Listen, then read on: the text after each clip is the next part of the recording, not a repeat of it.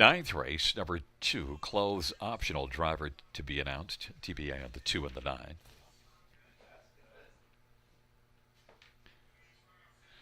And race number 10, One About a Boy, driver to be announced, TBA on the 1. And number 3, Modern Rider has a missing line from June the 7th, the Georgian 2nd, beaten 6 1/4, 155 and 3. Those are all the changes that we have at this moment. Once again, reviewing races 1 and 2. Race 1, number 2, Presidential Art. Travis Henry will drive, and in the second race, scratched is 1, PDQ Hanover.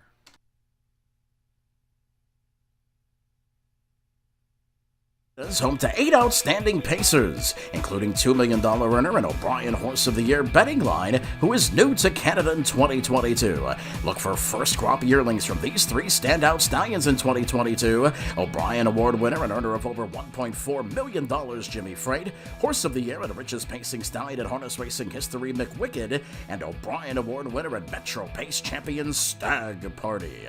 Also standing millionaires, Art Spink, Better Than Cheddar, Better's Delight, and Shadow Play. For more information, visit winbackfarm.com. That's winbackfarm.com.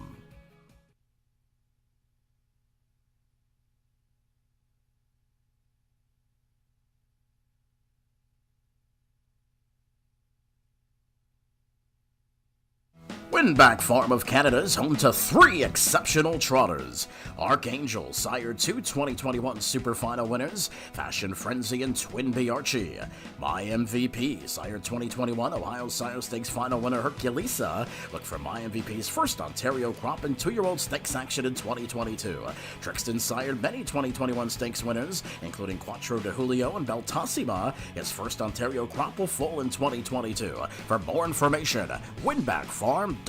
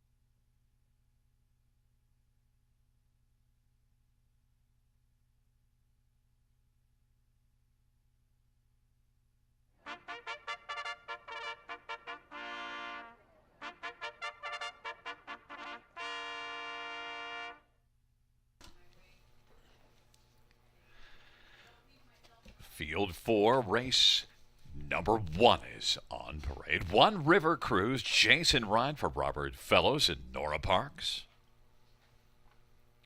Number 2, Presidential Art, Travis Henry for Ashley Lenvoy and Gino Toscani. Number 3 is Jordan Dale, Brent McDonough for Brian Eckenstein and Debbie Eckenstein. 4 is Low Red Sports Star, Paul McKenzie for Greg Graham and Sherry Graham and Tim Gallant. 5 is 2 for Tripping, Colin Kelly for Ivan Gallant. And 6, Alvin Brickrock, Mark McKinnon for Comanasiello and Denarbin Stables. Field of 6, race number 1, first of 10 dashes. And I don't have any audio, Christine. And we'll take a look at this field for race number 1. And we'll start with one River Cruise. And River Cruise is Rob's first pick. And no, Robert. I guess Robert's having a little technical problems, but 15-1, he is all in on River Cruise. Lone wolfing it with River Cruise, and one that hasn't raced this year. River Cruise is one that did score more than $1,000 a start last year, and won here in 58-2. Ended the year in poor form, but you certainly do see some form just before those last 3 towards the end of the year. River Cruise qualifying in 59 at Mohawk, 58-4 back half, and 13-1 right now. Jason Ryan for Robert Fellows. Others, how about number 2, Presidential Art? Well, we'll go to number 6. Alvin Brickrock. Alvin Brickrock, well, is coming in with back-to-back wins, 2 wins in 4 starts this year. Also had 2 wins last year. And did win here last year in a career best 54-4. Alvin Brickrock, Mark McKinnon for Comanasiello is right now a co-favorite at 2-1. Alvin Brickrock is my top choice in this one. There's number 2, Presidential Art, and Travis Henry driving, and one that's got 3 wins in 4 starts on the year and a third. Gate speed in a favorable post position, and is also one that, overall, I think should have a decent shot in here. Get 4-1. Yeah, I know 3 wins in 4 starts you might have thought would be lower, but also a couple of the others actually show more speed. But Presidential Art does show the form, and Ashley's got a nice record going this year, a plus 300 training average. Presidential Art is 7-2 on the board. And we'll touch on number 5, 2 for Tripping. 2 for Tripping, Colin Kelly for Ivan Gallant is one that doesn't have a win this year or last year and is currently off form. But I think with the class drop here, does show enough speed to maybe get back going. 2 for Tripping, Colin Kelly for Ivan Gallant is right now the favorite at 2-1. There's a look at number 4, Little Red Sports Star. Comes in from Mohawk off of back-to-back 54 and change miles. This will be the 6th start of the year. Doesn't have a top 3 yet, but getting away from Mohawk to try and get things turned around. Little Red Sports Star and Paul McKenzie is 7-2. It is a field of 6. Race number 1 starts the pick 5. Post time in a couple minutes.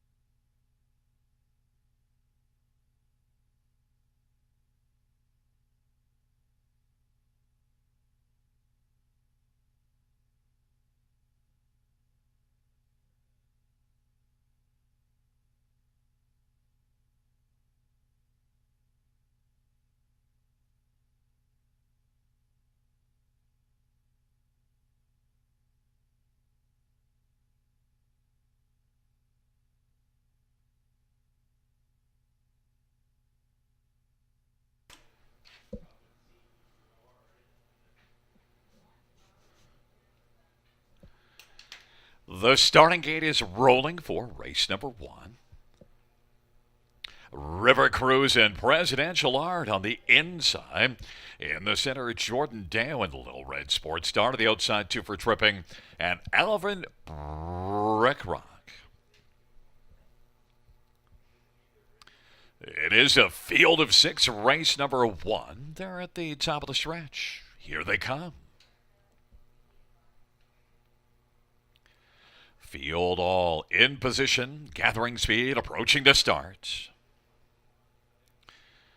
And they're off. River Cruise, Jordan Dale, Alvin Brickrock, and 2 for Tripping. Then Presidential Art and Lil Red Sports Star. River Cruise on the inside, and Jordan Dale. Alvin Brickrock still pressing on. It is 3 wide. Jordan Dale's come on to get the lead. Alvin Brickrock is still in the 3 wide lane, and River Cruise on the inside is racing third. Alvin Brickrock trying to beat Jordan Dale for the lead now, and Alvin Brickrock is going to come on and clear to the front. Jordan Dale was second. River Cruise is third. Then it is back to 2 for Tripping and Presidential Art and Lil Red Sports Star. 28 seconds the opening quarter.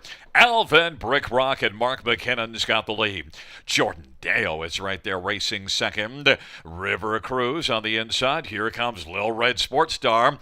Moving on the outside now fourth, and then 2 for Tripping has one beaten, and that is Presidential Art. Alvin Brickrock leads as they come to the half. Lil Red Sports Star now zips up on the outside and is right alongside Alvin Brickrock. Halftime was recorded in 58 2 off a 28-second opening quarter. Into the backstretch, Alvin Brickrock and Lil Red Sports Star are going at it. And Jordan Dale was racing third. River Cruise is fourth and about 4 or 5 off the lead. And then it is 2 for Tripping and Presidential Art. Alvin Brickrock, Lil Red Sports Star, Jordan Dale third. River Cruise fourth is about 5.5 lengths off the lead. 2 for Tripping to the outside, and then Presidential Art. It is Alvin Brickrock who's mortaring on by 3/4 in 1:26 4. Lil Red Sports Star. Jordan Dale now. Here comes 2 for Tripping, and 2 for Tripping on the outside. Now is quickly surging 3 wide. Alvin Brickrock and 2 for Tripping. On down the stretch round they come. Alvin Brickrock, Jordan Dale, 2 for Tripping on the outside. Alvin Brickrock is going to win. Jordan Dale was second. Then it was River Cruise and 2 for Tripping. Alvin Brickrock 156 3.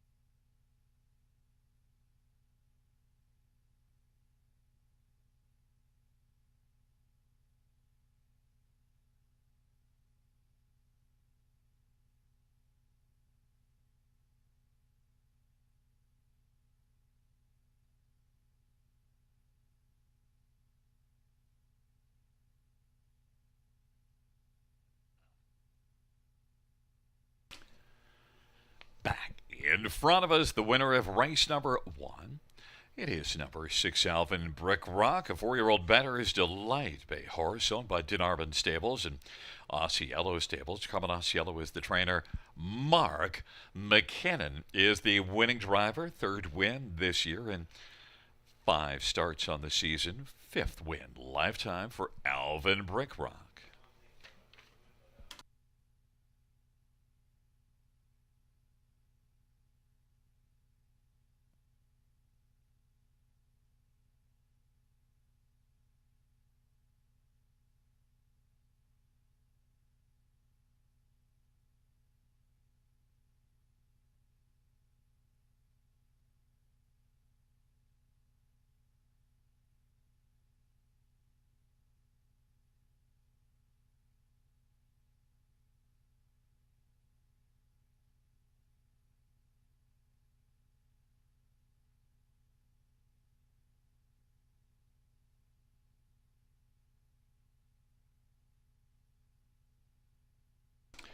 First race payout 6 Alvin Brick Rock 640 430 290.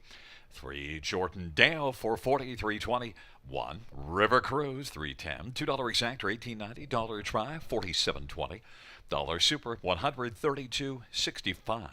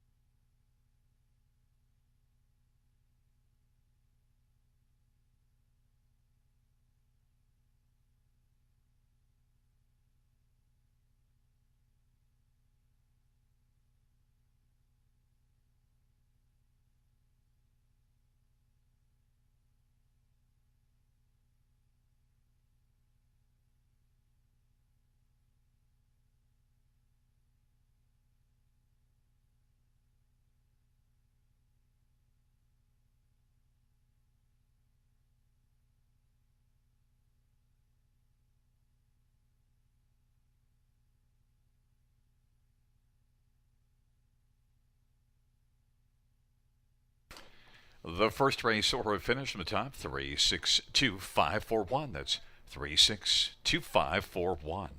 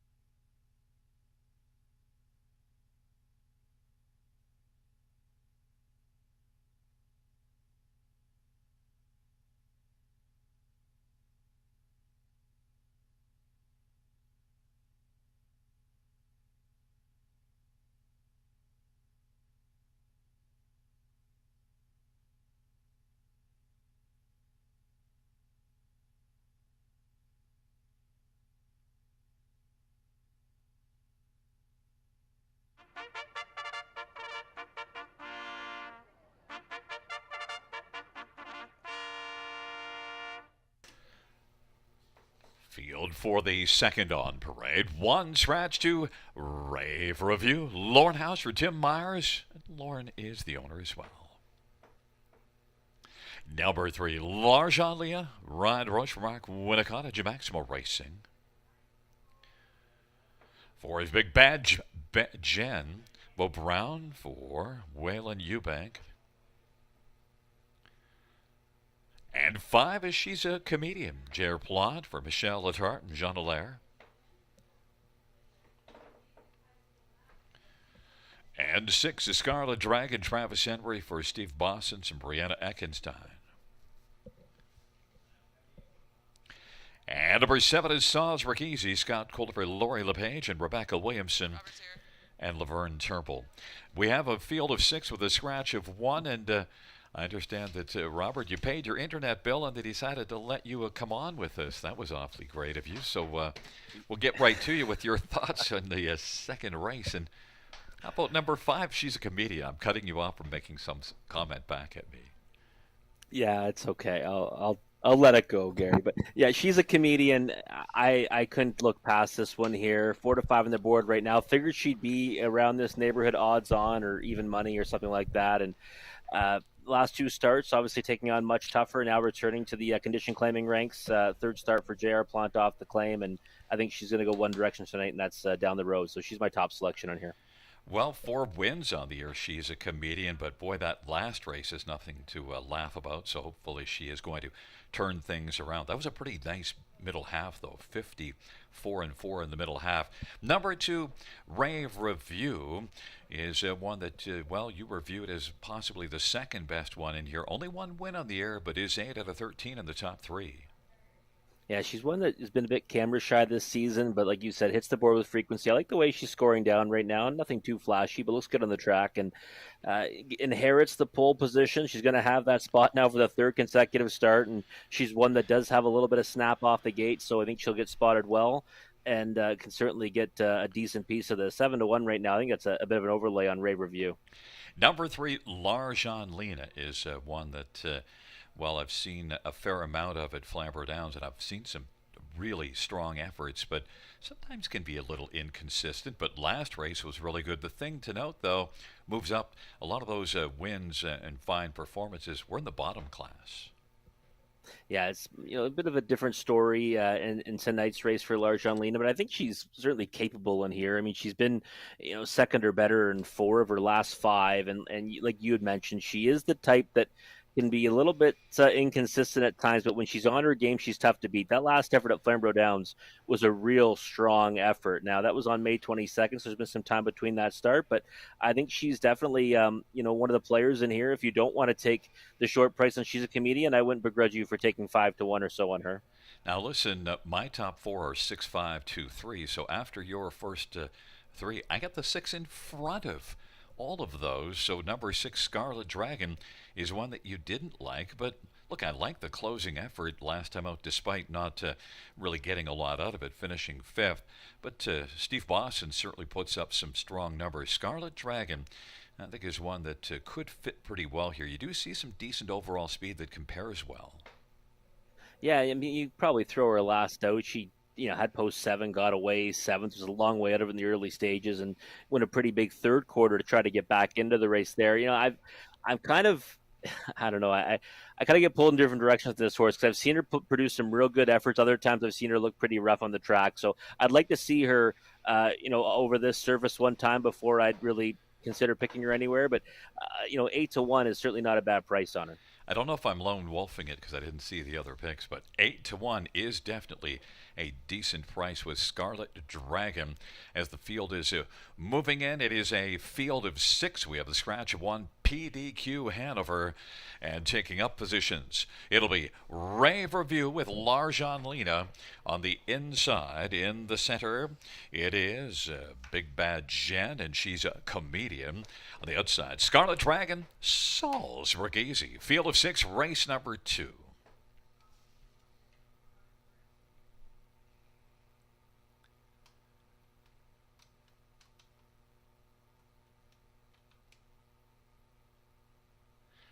It is a field of 6 for the second. They are gathering speed. They're at the start of the rock. Larjan Lena. Salzburg easy on the outside. Rave Reviews into the front three. And then it is She's a Comedian and Big Bad Ben. And Scarlet Dragon is back trailing the field in the early going. Larjan Lena has got the front. Larjan Lena. Salzburg easy is still working on the outside and isn't going an easy route just yet. Is looking to stride up now and come on and clear to the front. Salzburg easy made the lead from the outside in front of Larjan Lena, who's going to come back around to reclaim the lead. Rave Review is third. Then it is She's a Comedian. Big Bad Ben, Big Bad Jen, and then Scarlet Dragon. And that opening quarter was recorded in 28 and 3.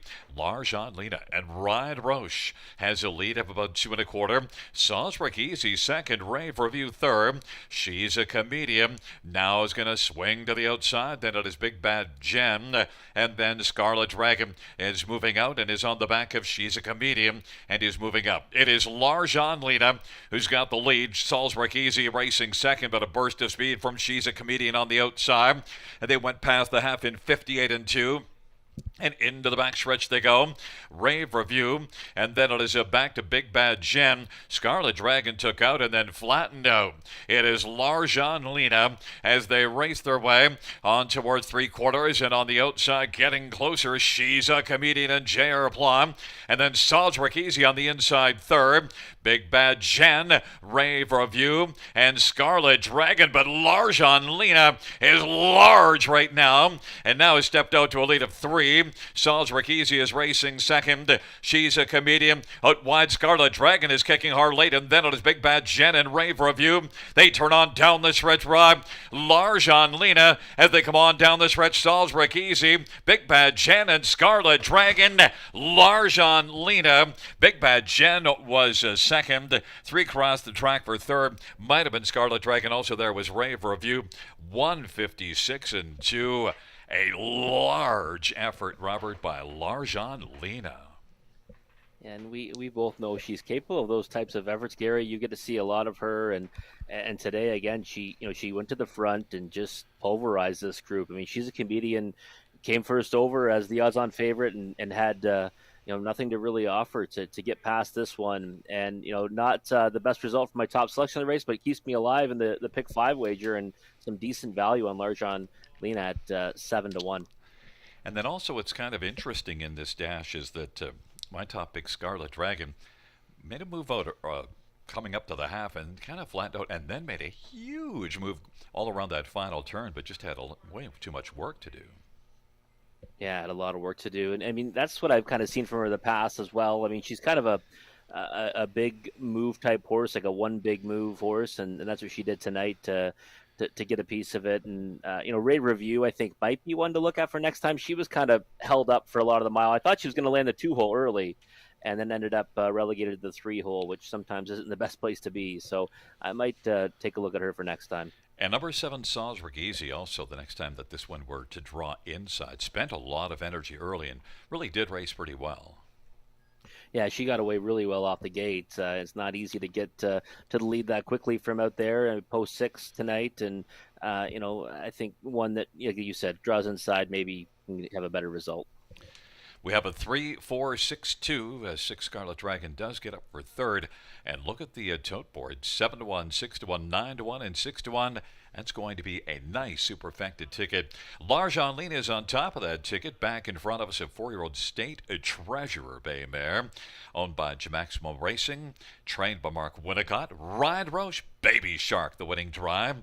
It's the 5th win this year, 11th lifetime for Larjan Lena, 156 and 2.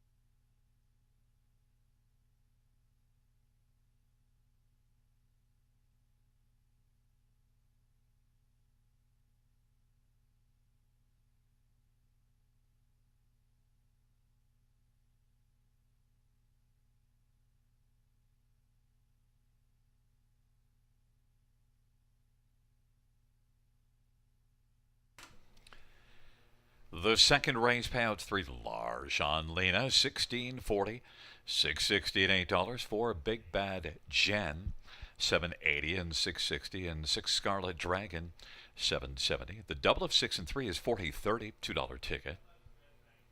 $2 exactor, $113 $30 try, $266.35.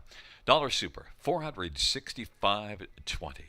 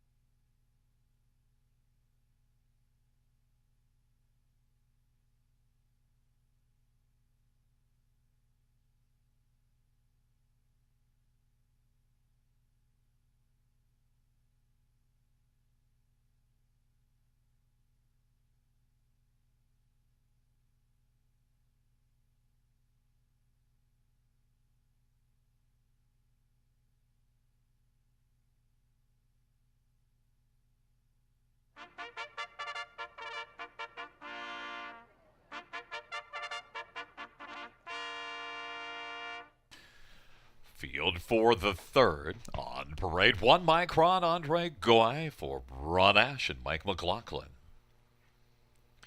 Number 2 is called in sick. Brent McDonough for Tim Myers and David Omacoli. Number 3 is Birkin. Sylvain Lakai for Kelly Duval. Lakai and Zoran Popovic.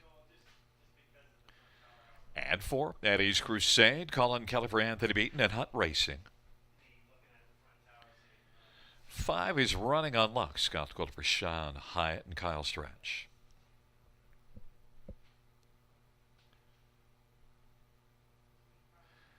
And number 6, Sandor Seals for Paul McKenzie for Clayton Miller and Natasha Miller.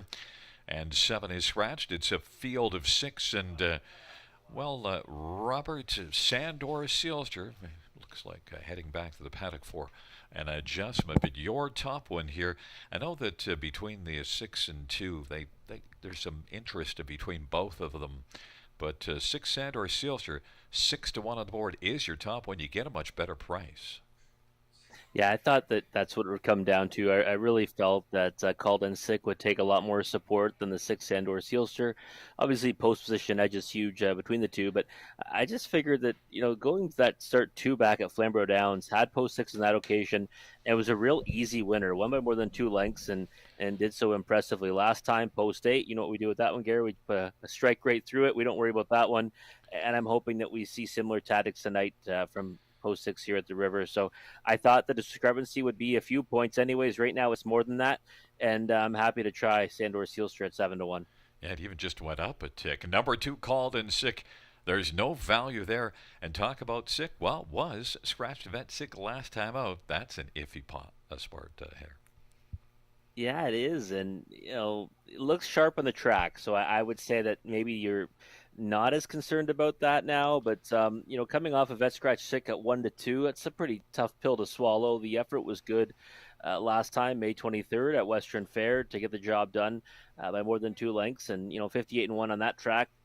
Probably a faster mile. Well, definitely is a faster mile than 58-4 over Flamborough Downs. So you can certainly look at it from that perspective, but I just thought still that the price difference, you're better off going the other direction. And would I be surprised if Called In Sick wins? Absolutely not. But like you said, it's tough to get behind one at a short price that's coming off of vet scratch sick. Yeah, I guess one thing to note also is that trip also was a tough first up trip, and yet still managed to win by 2.5. That's pretty impressive.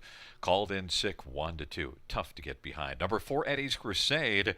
Well, that last race here makes it tough to get behind Eddie's Crusade, but that was post 7. How about post 3 at Flamborough Downs? Much better effort.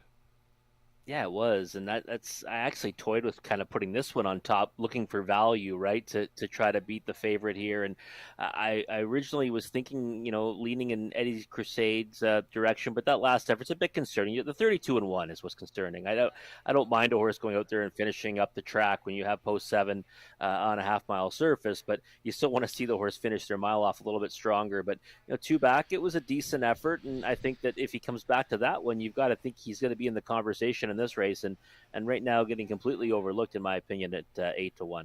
And then number 5, Running on Luck, 2:01 last time and 2:01 at Sarnia. Although that track was off a couple of seconds, the speed doesn't quite compare when you factor in the difference Sarnia to here compared to the main ones in here. But still is being bet at 5-1, which is lower than Sandor Sealster. Yeah, that's surprising to me. I know the morning line is significantly bigger on Sandor Sealster Running on Luck, but I thought we would see around even money and 5-2 on the 2 favorites here, or who I thought should be the 2 favorites, Called In Sick and Sandor Sealster. We're not seeing that right now, and Running on Luck is taking support. The second favoritism at 5-1. Again, one that I look at as more as a bottom of the trifecta, maybe superfecta type of horse. I don't know if I would be bumping him up in my top 2, but certainly one that has a chance to get a decent piece of it. And no real long shot. I'm surprised. I thought maybe Micron and also the other one, number 3, Birkin, would be a little longer. Actually, Birkin's down at 6-1. But the thing with Micron, inside post, but made breaks in the last 2 at Flamborough Downs. They might want to ease this one out, but has flashed a little bit of ability.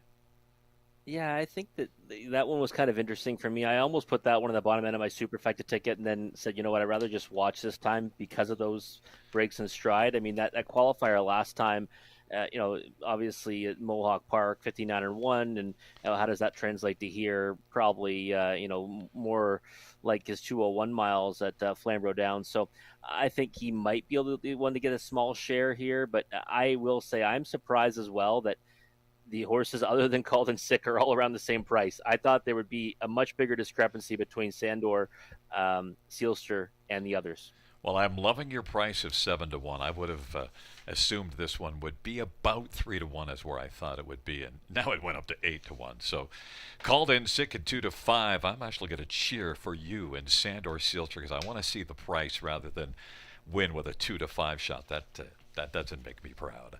Taking up their positions, a field for race number 3. It is a field of 6. Micron Called in Sick on the inside. In the center, Birkin and Eddie's Crusade. To the outside, Running Unluck and Sandor Sealster. It is a field of 6, race number 3, top of the stretch. Here they come.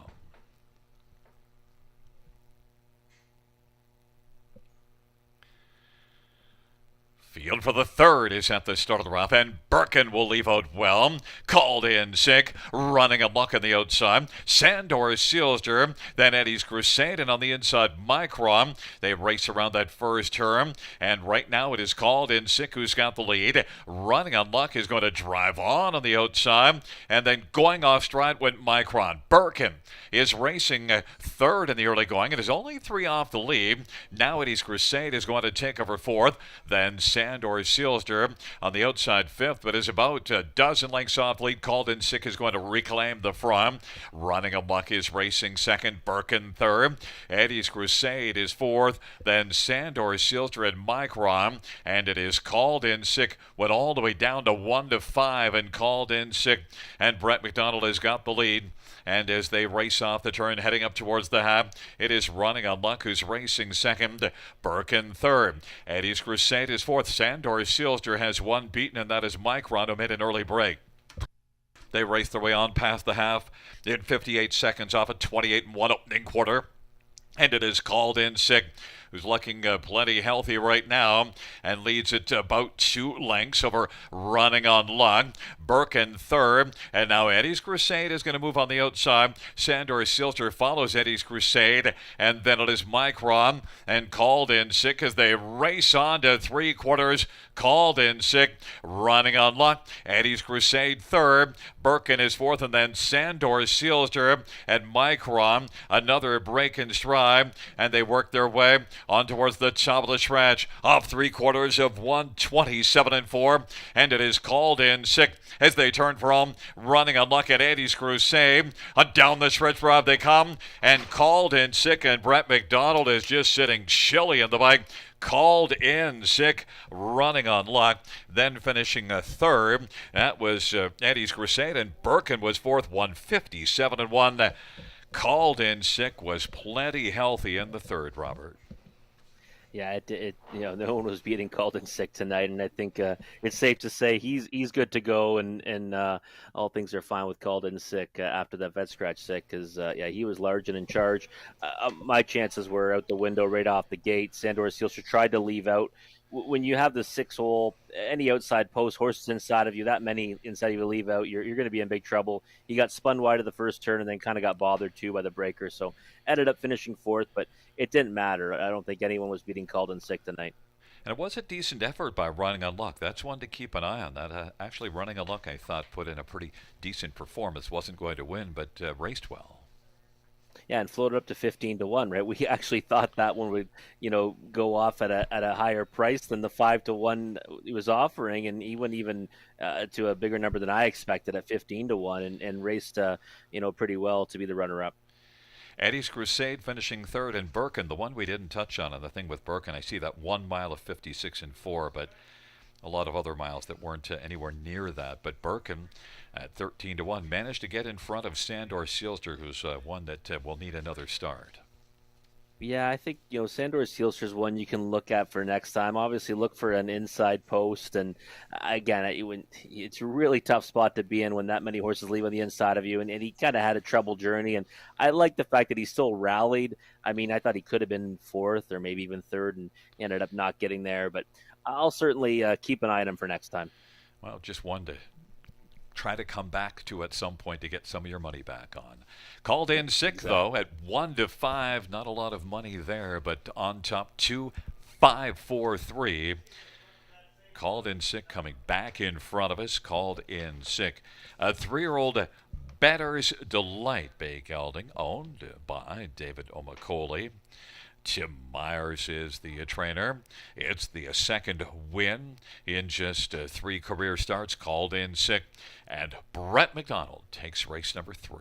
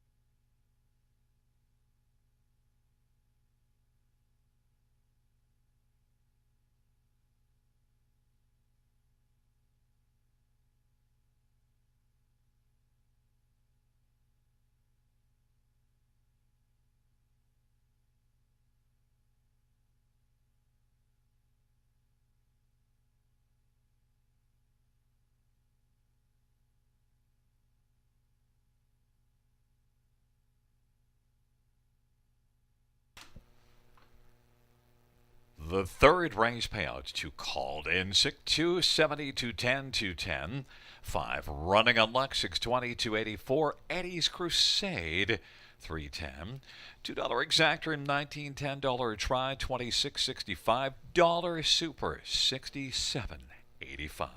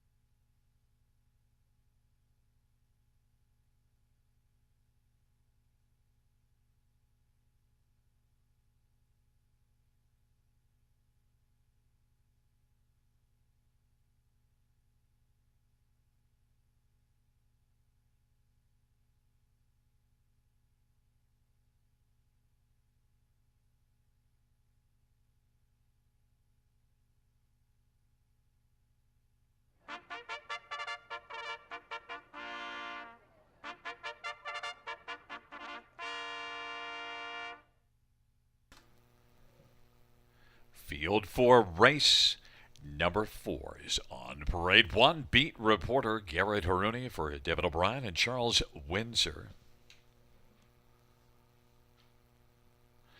Number 3 is Tryon DeVie, Andre Goy for Gino Toscani.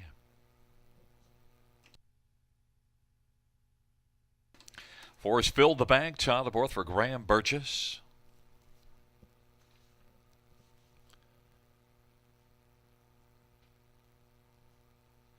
Number 5, Master Fencer, Travis Henry for Vic Putty. And a numbered company in Mike Horwood.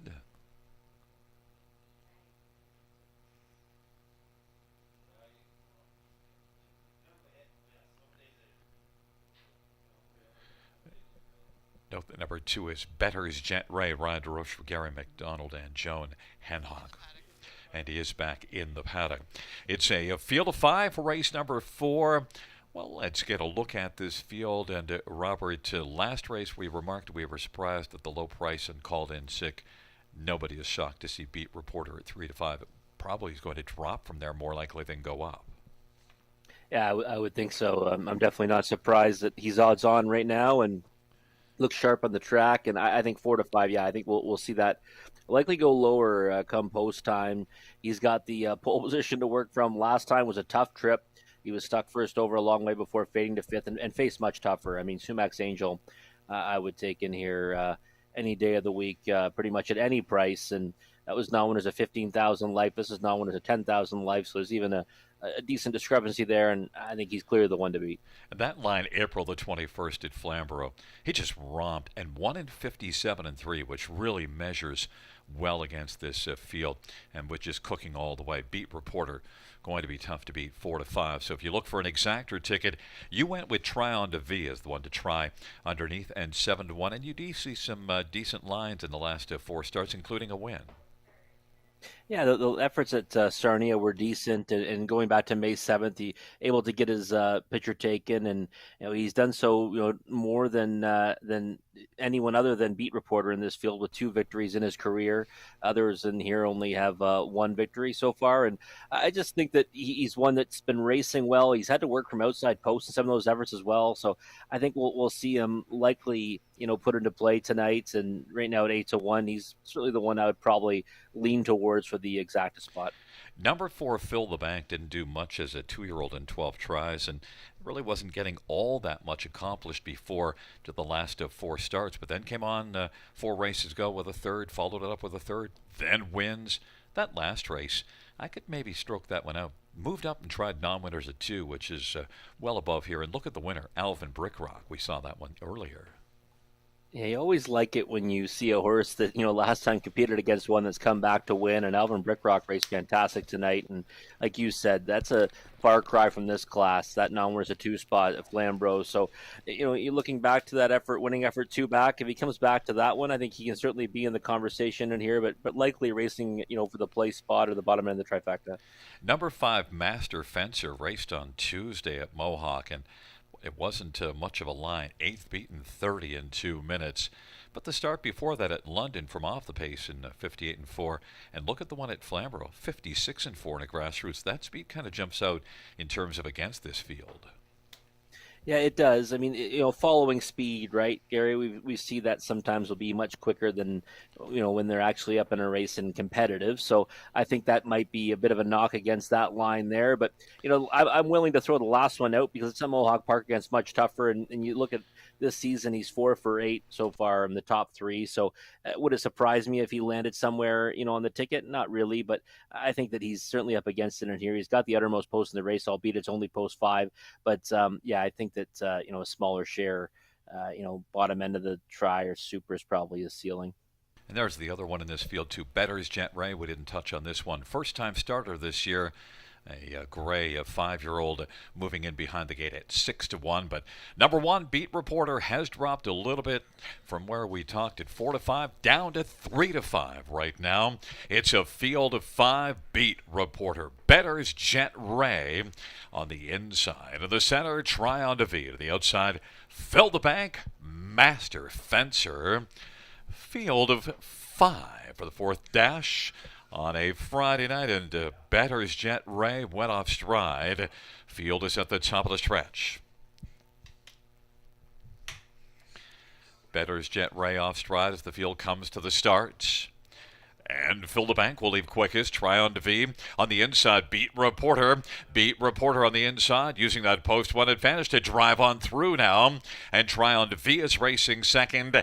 Then Fill the Bank and Master Fencer as the field races their way on down the backstretch. And Beat Reporter and Garrett Rooney 3 to 5 on the board establishes the lead and is in front by 3. Try on to V is second. Fill the Bank is now filling the third spot. And then it is Master Fencer on they roll up to the opening quarter and past the quarter in 28 and 2. And Beat Reporter and Garrett Rooney now tries to rate this one a little bit on the lead as they roll off the turn heading towards the half. And Try on to V is getting the trip in the pocket, and Fill the Bank is racing third. And then Master Fencer, they race their way off the turn and they head on up towards the half. And Beat Reporter off an opening quarter at 28 and 2. Half was 57 and 3.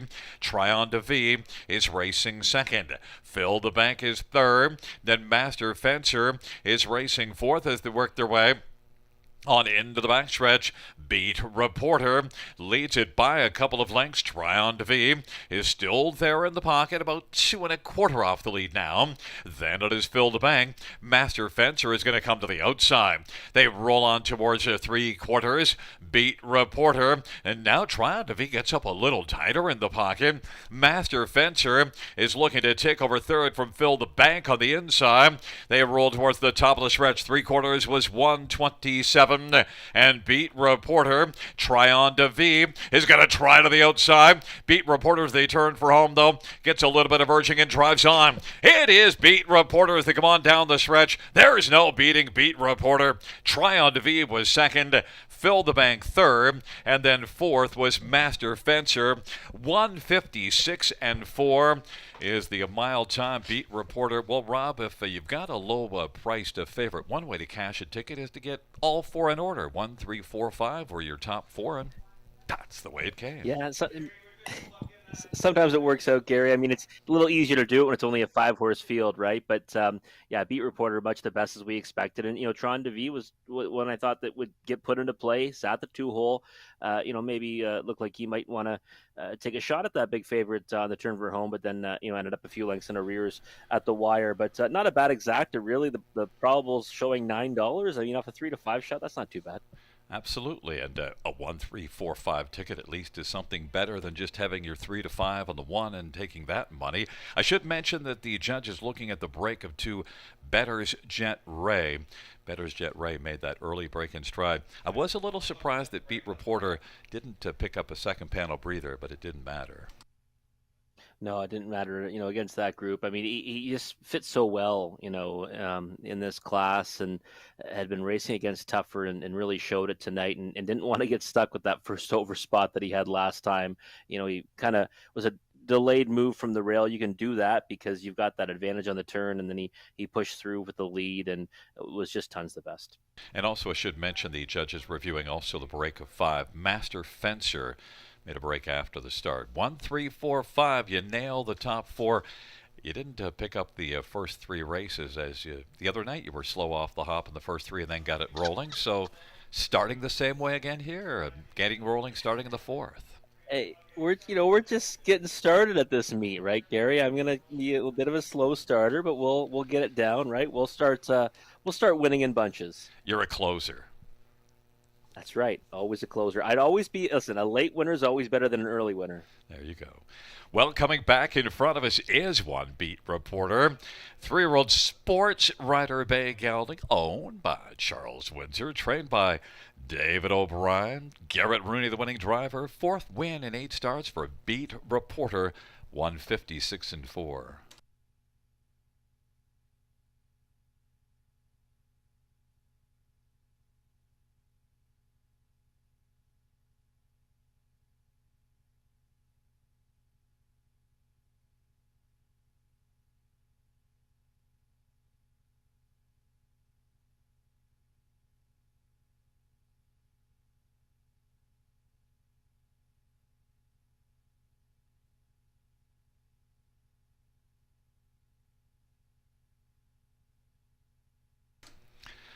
Fans note the judge's ruling that 5 master fencer did not violate the braking regulations.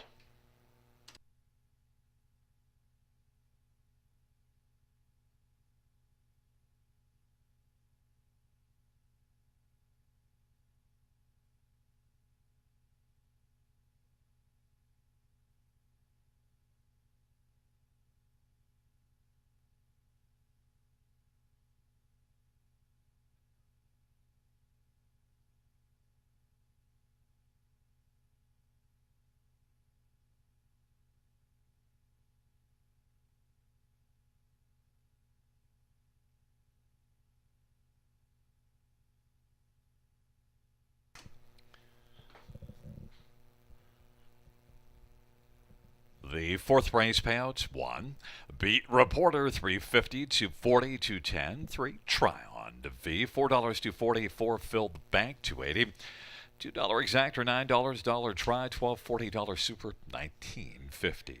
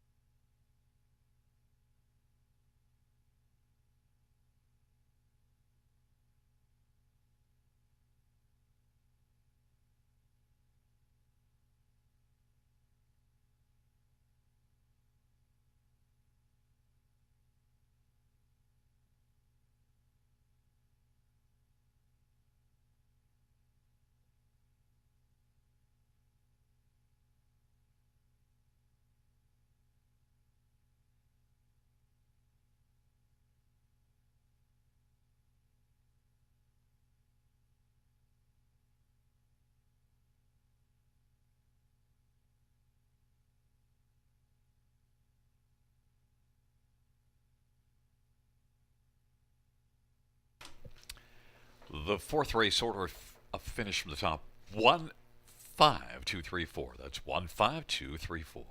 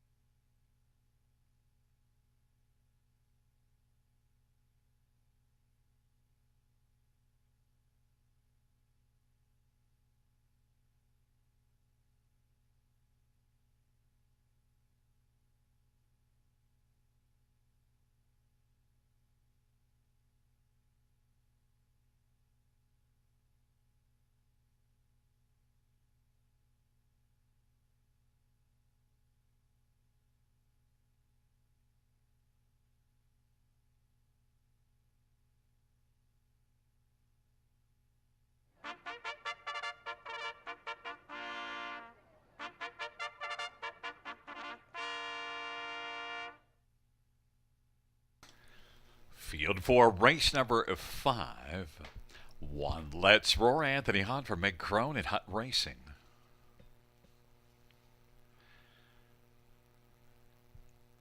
Number 2, She's Got the Luck, Scott Ray for Jim Flynn, Doreen Flynn.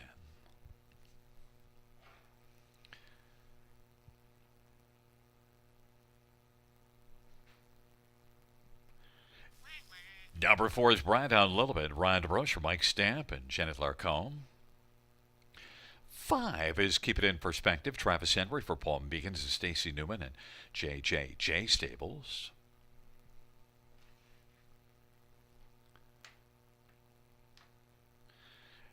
Number 7, Ask My Secretary, J.R. Plot for Michelle Letarte and Jean Allaire.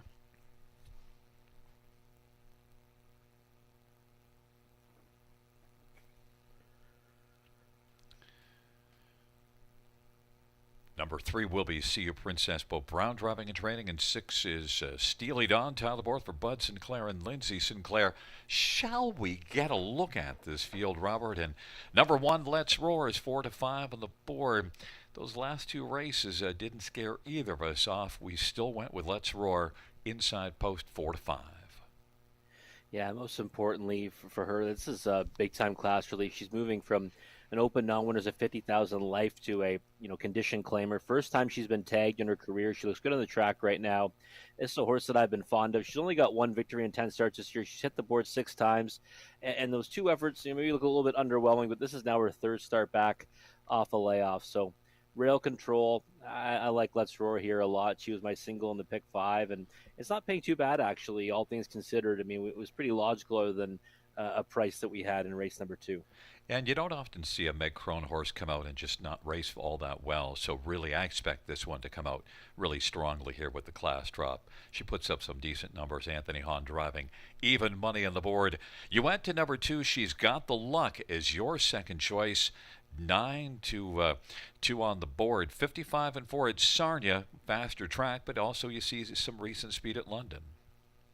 Yeah, she looks sharp in the track as well, and gets to start right next door to Let's Roar. And last time at Sarnia, non-winners of 3,000 last 3, took on the boys in that event, and now back racing against her own kind and back in the condition claiming ranks where she's been racing well going into that effort. And she's one that I think has enough speed to get away well, maybe the 2-hole or at least at a favorable trip and get a big piece of this. And 5 to 1 on the board is about the right price, only because Let's Roar deserves to be the odds-on favorite. Number 3, See You Princess, is one that I don't know what to make of. The last few starts, really not good, and then made a break last time out. But See You Princess before that, in against cheaper company, looked really solid. Didn't handle the elevation, but this will be a softer spot. See You Princess might bounce back 4 to 1. Yeah, those last starts are in open claiming handicap races, and that's obviously always going to be a much tougher spot than condition claimers. And she even had an effort in non-winners of 3 at Mohawk Park. So getting back to a level that she should be competitive in, and again, I think she's kind of one that either way, no matter where she's racing, could be a little bit inconsistent. That's why I couldn't really peg her higher any higher than 3rd, but I do think she's a logical one to complete the trifecta. One that hasn't been inconsistent is number 6, Steely Dawn. 9 out of 14 in the top 3 on the year. 4th last time out. It's tougher post. This one's had some inside post positions, but did hit the ticket the last time this one worked from post 6 at London. Steely Dawn is 5 to 1. She's been racing well this season, 9 at a 14 in the money, and like you said, though, she's been really lucky with the post draws as of late. I mean, she's had the inside 3 spots and 5 of her last 6. Now she shifts back towards the outside of the gate, but either way, I think she's good enough to get a decent piece of it. Usually has Anthony Hahn aboard. Obviously, he's going to be driving Let's Roar here for Meg Crone, and picks up the driving services of Tyler Borth, so it's certainly something that I like as well. So Steely Dawn's one for me that I think you can't leave off the bottom end of your exotics, and right now taking a bit of support at 5 to 1. And I wanted to show number 7, Ask My Secretary, because this is one that in certain spots has come up and raced really large. And last race actually from post 7 at Flamborough was a pretty solid effort. Came from well back to be beaten just 2 3/4. Ask My Secretary just might be a big sleeper, 15 to 1. It is a field of 7 for race number 5, and they are taking up their positions. Let's Roar. She's got the luck on the inside. See You Princess. Ride down a little bit and keep it in perspective in the center. On the outside, Steely Dawn and Ask My Secretary.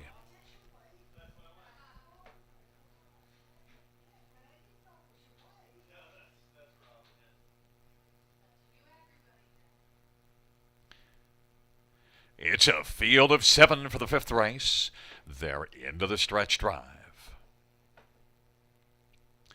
And the field for race number 5 is at the start of the rough, and keep it in perspective is going to leave with She's Got the Luck and See You Princess, and Let's Roar on the inside. They work their way into that first turn. See You Princess has taken the lead, and then it is Let's Roar racing second. Keep it in perspective. Now drops back looking for a seat, and She's Got the Luck is third. Keep it in perspective will be on the pylons racing fourth. Then it is back to Steely Dawn. Bride down a little bit and Ask My Secretary is trailing the field. They race past that opening quarter with See You Princess at 6-1 on the lead right now for Beau Brown. Let's Roar, though, is right there filling the pocket, and She's Got the Luck is about 3 lengths off the lead, racing third. Then it is Keep It in Perspective, who's now going to come to the outside, giving cover to Steely Dawn. Ride down a little bit. Ask My Secretary is trailing the field. See You Princess and Beau Brown leading Let's Roar. And Keep It in Perspective on the outside is moving up and moving quickly on the leader, which is See You Princess. Halftime was recorded in 58 off a 27 for opening quarter, so a 30-1 second panel. And it is See You Princess as they work their way on into the backstretch, leading by just a length and a quarter. Keep It in Perspective grinding on the outside, and Let's Roar is getting a trim. Steely Dawn is racing fourth, and then She's Got the Luck and Bride down a little bit. And Ask My Secretary, it is See You Princess, and Keep It in Perspective on the outside, still a length back. Let's Roar is right there on the inside, third, 2 lengths off the lead. Then Steely Dawn, She's Got the Luck and Bride down a little bit, and Ask My Secretary is still last. Now we're getting 3-1 action from Steely Dawn, and the field turns for home. Keep It in Perspective, Steely Dawn, and See You Princess, and looking to dart up the inside comes Let's Roar. Let's Roar looking to roar up the inside, but Steely Dawn is going to steal this one. Steely Dawn takes it, and then She's Got the Luck finishing a second. Keep It in Perspective, and Let's Roar was fourth, 157-1. Steely Dawn scores at 9-1 in an upset here in the 5th race. The favorite goes down. Yeah, she didn't. Let's Roar didn't look comfortable in that pocket spot for really any part of the mile. Kind of tightened up on the final turn there. Thought she might come through with some pace, but just has not been the horse that she was, earlier this year and last season. And Steely Dawn, I mean, we mentioned she's been having a great year so far, and was spotted well in there and closed nicely to get the victory and floated up to 9-1. I mean, we thought she was, a decent price at 5-1. Well, she went up 4 more points to go off at a big number. Yes, and actually the number on Let's Roar, 4-5 on the board, so the 4-5 horse, I believe, finishing fourth. This should be a pretty good ticket. 6-2-5-1 is the way I thought it was at the finish.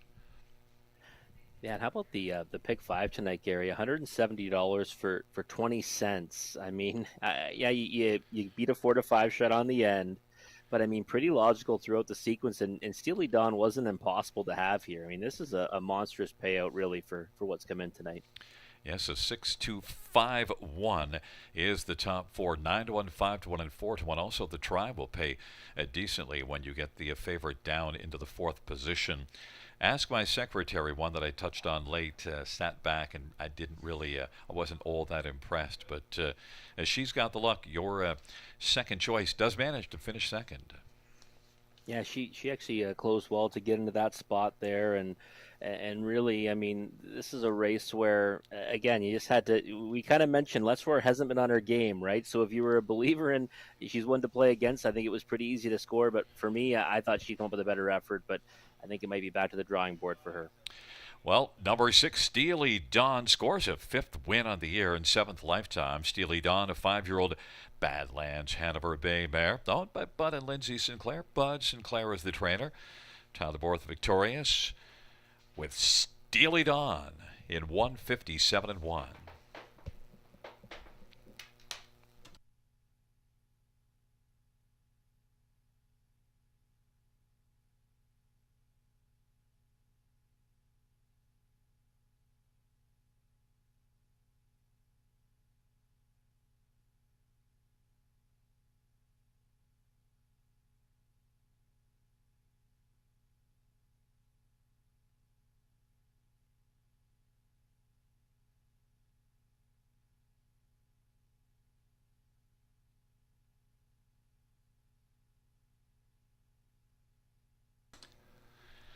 The fifth race payout 60 lead on 20, 60, 10, 40, and 450.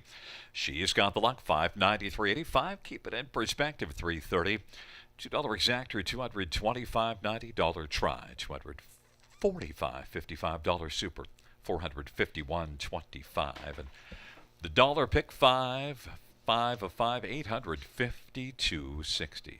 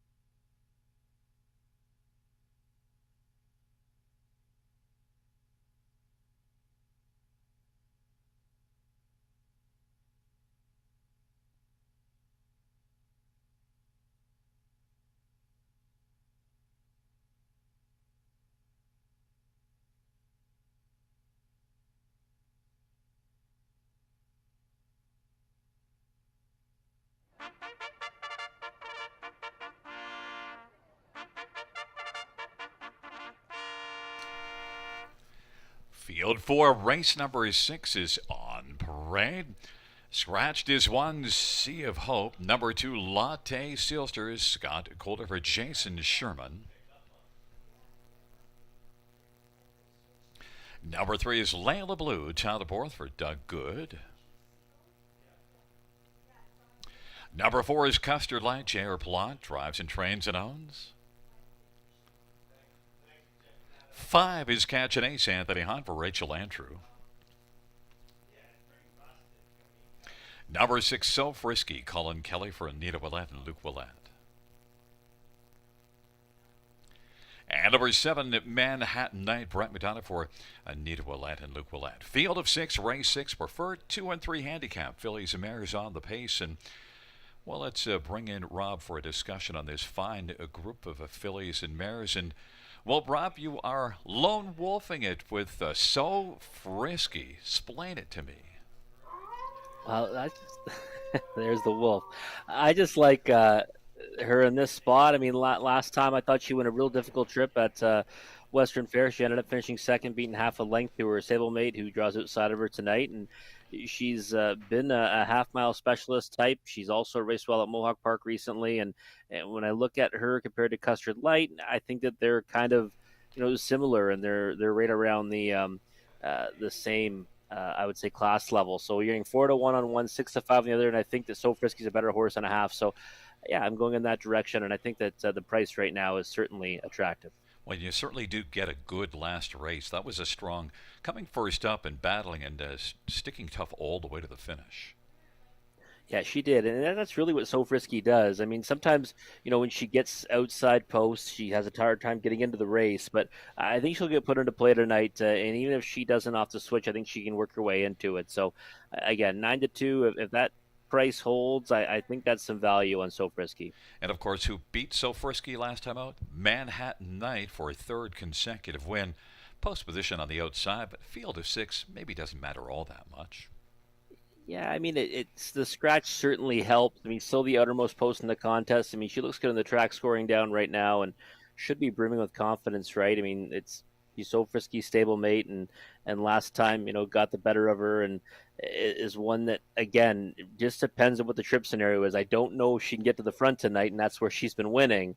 But she, is certainly one that's proven to be versatile in the past. So I went with the two Anita Ouellette pupils in here, and I think that they're both a good value right now at 5-1. I don't think that they should be that big of a discrepancy between them and Custard Light. Number 3, Layla Blue. That last line, Layla Blue, to gun to the front from post 7 and then just keep on going. That's a very impressive last race. Yeah, it was. And when I first looked at this race, Gary, I said, you know what?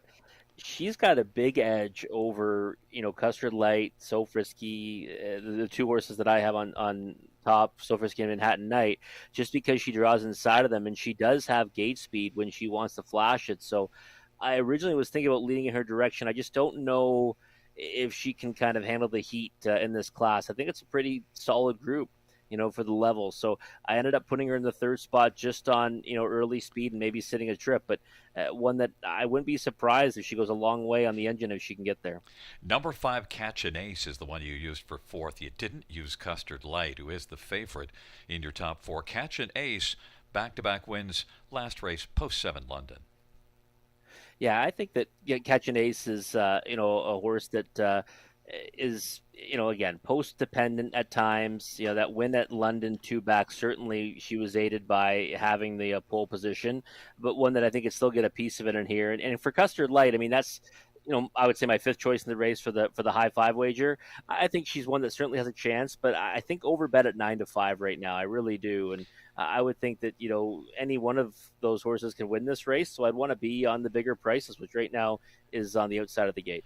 One thing I would say with Custard Light, she does have the most back class of this group, and you do see a couple of 51 and change miles on the recent dance card. Certainly she is right there with this group. This is a very nice field, the 6th race. Latte Sealster and Layla Blue on the inside. In the center, Custard Light and Catch an Ace. To the outside, So Frisky and Manhattan Night. It's a field of 6. Race number 6, here they come. Field for the 6th race. is at the start of the roughing. Catch an Ace comes flying out.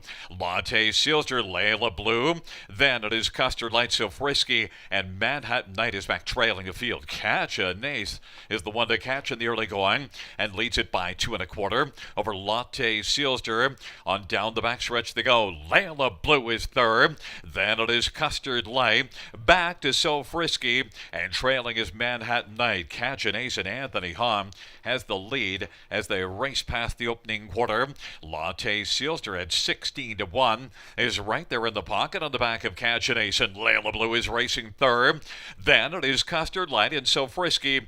Manhattan Knight is trailing the field. They work around the turn off an opening quarter of 28 seconds, and it is Anthony Hahn and Catch an Ace. Scotty Calder, Latte Sealster is right there in the pocket of now. Here comes Custard Light, is going to come first over, and Custard Light has moved up only 2 off the lead. And then it is Layla Blue. So Frisky's on the back of Custard Light, and Manhattan Knight is on the outside. 3 to the inside, 3 to the outside.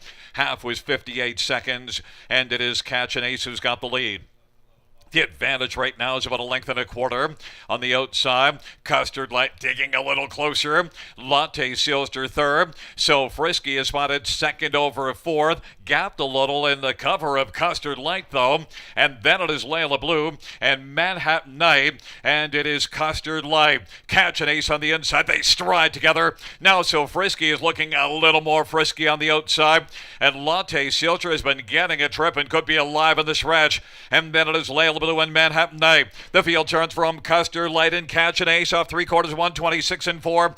And Catch an Ace, and now it's come on to get the lead as they come on down the stretch drive. That is Custard Light. Custard Light was able to catch an Ace, and then on the inside, Latte Sealster, on the outside, Layla Blue. Custard Light dropped all the way down to 4-5, so the winning price is a bit light, but it is a winning price for Custard Light. Yeah, and it was a big effort too. I mean, she's first over a long way there, and a few times, I thought maybe she wouldn't grind down the leader, but certainly did so in the lane. And you can see GRR Plante kind of just holding on to her there and letting her do her thing as she kind of cruised away to win by just over a length of the wire. So I thought that was a real nice horse race, for this group, and we thought it'd be a competitive event, and it sure was. But Custard Light prevailed as the best in the end. Pretty solid effort by Catch an Ace. Really did all the work and still did manage to hold on for second.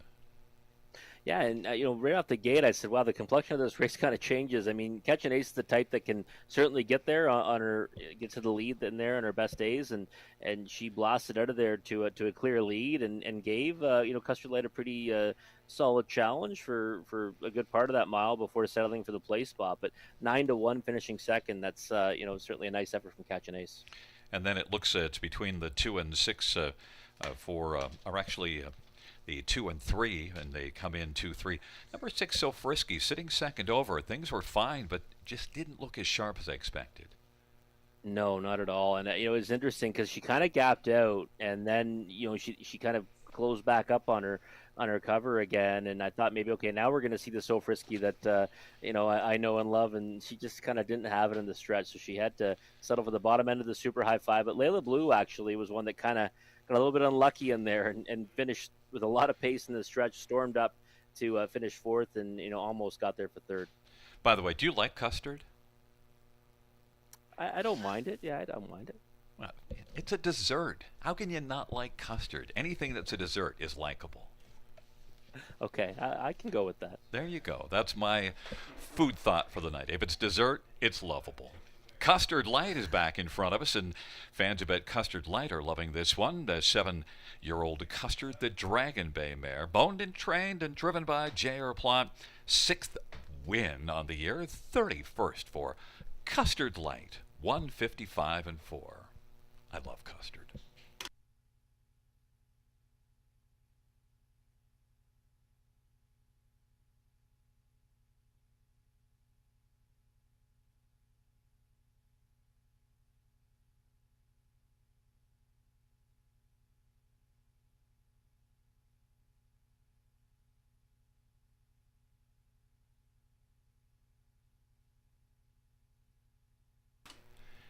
The 6th race payouts for Custard Light, 360, 250, 250. 5 catch and ace, 544.10. 2 latte sealster, 520. $2 exactor is $16.10. Dollar try, $52.50. Dollar win for $148.05. Dollar high five, $671.95.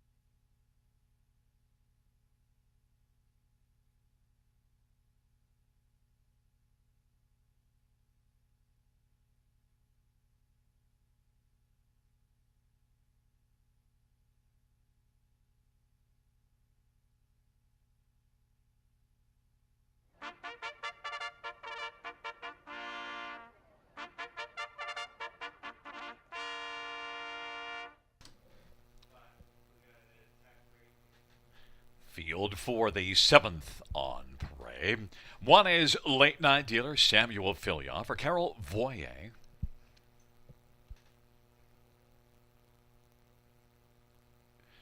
Number 2 is Diamond Rock Talmore for Pam Forgy and Don Schuldeis.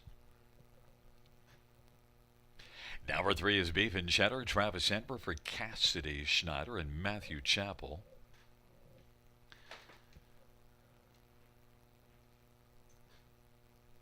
Number 4 is Alley Flight, Paul McKenzie for Terry Gallant. 5 is Dwayne Silster, Scotty Coulter for Scott West. And number 6, Greystone E&O, Lauren House for Ryan Clements and Brian Willis. And Lauren shares in ownership. Field of 6 for race 7, start of the late pick 4, and we'll bring Robert Reed Jr. in. And Greystone E&O is the one that you think has got a good shot to get the double U. Second choice in the board at 9-5 and coming in fine form. Yeah, he was an impressive winner in the City of London final. Was first over a long way before forging the lead and winning at 25 cents to the dollar. The horse they affectionately call Top Colt on social media. He's got a big following, Gary, on social media, especially on Twitter. And, he draws the outermost post in this race here, but certainly fits with this group well. And no surprise right now that he is taking support. Thought that he'd be the favorite. It might still be that way come post time. Well, he's having the season to be a favorite of many. 5 wins in 10 starts and also 8 out of 10 on the top 3 outside post, but it's only a field of 6, and he roughed it last time out and got the job done, and the start before that parked early, so Greystone E&O, a sharp one at 9-5. Number 3, Beef and Cheddar. You like Beef and Cheddar, and we're actually talking about the horse, not the food. We're done our food review segment for the evening. Beef and Cheddar did a lot of work in that last race, beating only 2. Yeah, and it was one of those ones where, again, got away 7th, and not really Beef and Cheddar's, best trip, really. He's a horse that enjoys being on the engine. When you look through his paper and you see the starts he gets to the front, he's usually pretty tough to beat, and I think that that's got to be the game plan tonight from post 3 here at the River. Speed is typically the place to be, and I think that's where he'll get sent early on. And I mean, he's been racing in against groups that are pretty difficult compared to this one. No one is a 72,500 life last time, and now we're 65,000 life before that. So I think that you've got to like Beef and Cheddar's chances in here, and I think he might have an edge on Greystone E&O off the gate, just because he's probably going to point towards the front. So I understand why he's taking the sport to 3-2, but my hope is that Greystone E&O can still run that one down. And the only 2 times this one didn't hit the top 3 since the middle of March were the 2 races that he didn't leave, so they're probably going to scrap that idea. Get post position 3 as well. 6-5 the favorite. Number 1 late night dealer, 6-1 on the board. Break at Mohawk last time out, so needs to be careful. But also, you see this one, post 1 at Flamborough 3 races ago. Very sharp effort to be second. Yeah, and I actually made him my play of the night in the Horse Players Journal on May 19th at Mohawk Park. It didn't work out.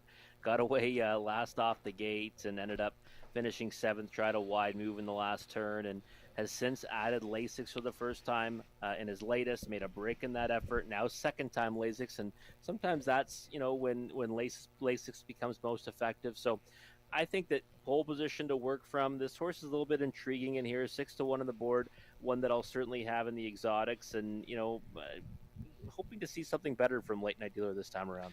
Now I went with number 5 Dwayne Silster on top, and my bias is I tend to favor the horses that I see live as opposed to the ones I see on TV, and who announced those last 4 wins since the middle of April, I imagine, and Dwayne Silster moved up, faced tougher last time on, and proved that he fits there.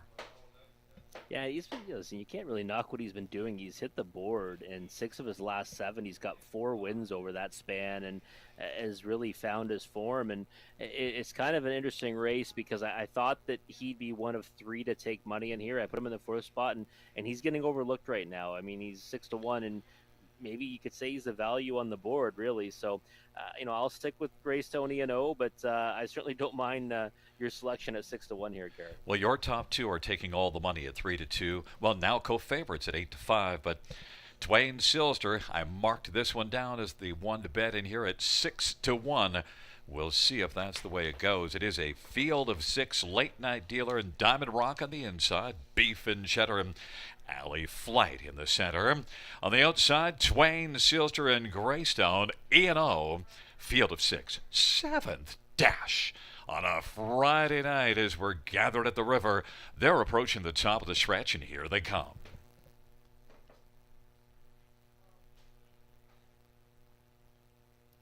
It is a field of 6 for race number 7.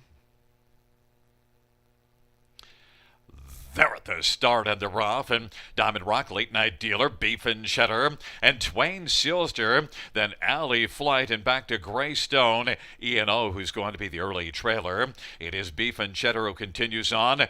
Beef and Cheddar now has been staked to the early lead as they race their way on down the backstretch. Late Night Dealer second. Diamond Rock is third. Twain Silster found a seat on the inside, racing fourth. The trailing pair, Alley Flight and Greystone E&O, trails this field of 6 on to the opening quarter. Beef and Cheddar 9-5 on the board has the lead of our Late Night Dealer to length and 3/4. They race their way on around the turn, and racing position to third is Diamond Rock and Twain Silter fourth, about 4.5 off the lead. Then it is Alley Fly. Greystone E&O has to pass them all to win. They race off the turn. Beef and Cheddar and Travis Henry in front of Late Night Dealer and Samuel filling out by about a length and 3/4. Diamond Rock on the inside. There goes Twain Silter now moving and is being followed by Alley Flight. Greystone E&O is still trailing. Halftime was recorded in 57-1 off a 27-3 opening quarter.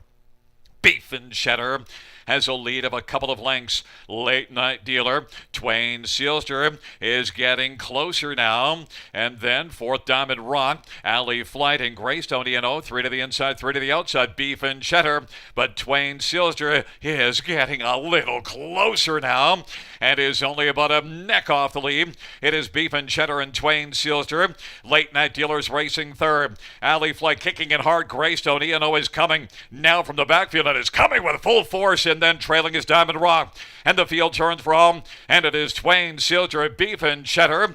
Greystone E&O on the inside, Late Night Dealer. As they come on to the finish, you can mark down Twain Silter as the winner.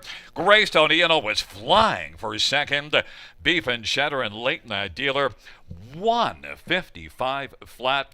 Twain Silter is your winner, Robert. At this Gary guy just showing me up all night long. Nice selection there.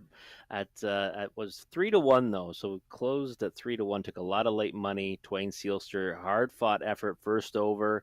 I'll be honest. I'm not surprised the way the race panned out. I thought Beef and Cheddar would go to the front.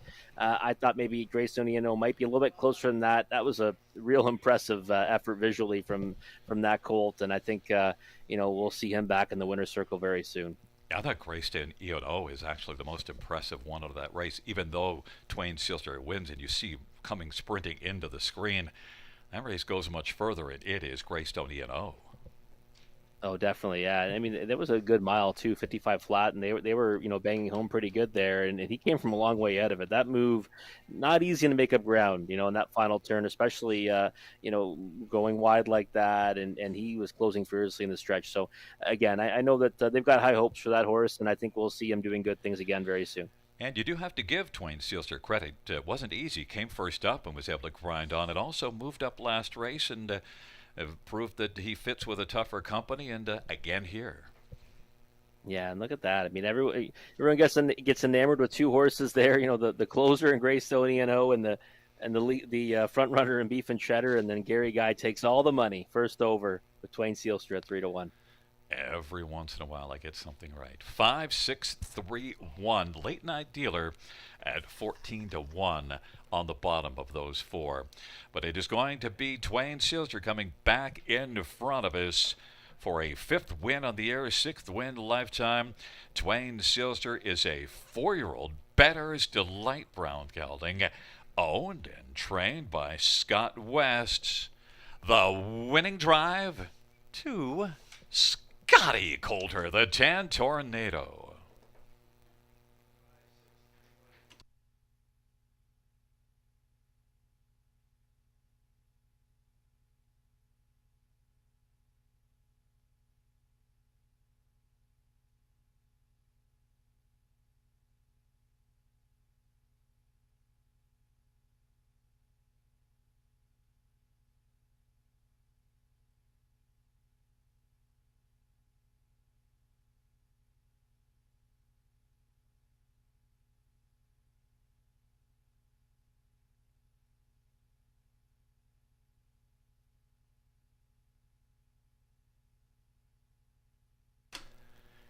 The seventh race payouts 5. Twain Silster 860, 380, 210. 6. Greystone E&O 260, 210. And 3. Beef and Cheddar 230. Dollar pick 3. 3 of 3, $171. $2 exactor, $14.60. Try, $14.50. Super, $69.10.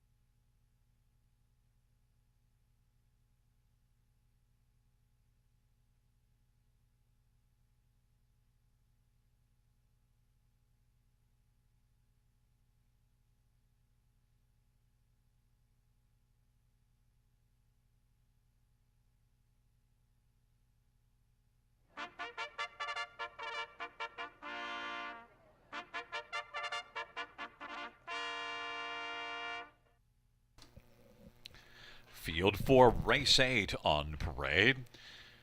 It is John Stanley's 40th birthday race. 1 is Sobble Attack, Scott Ray for Otis Hall and Sobble Hill Farms and Osasuto Racing.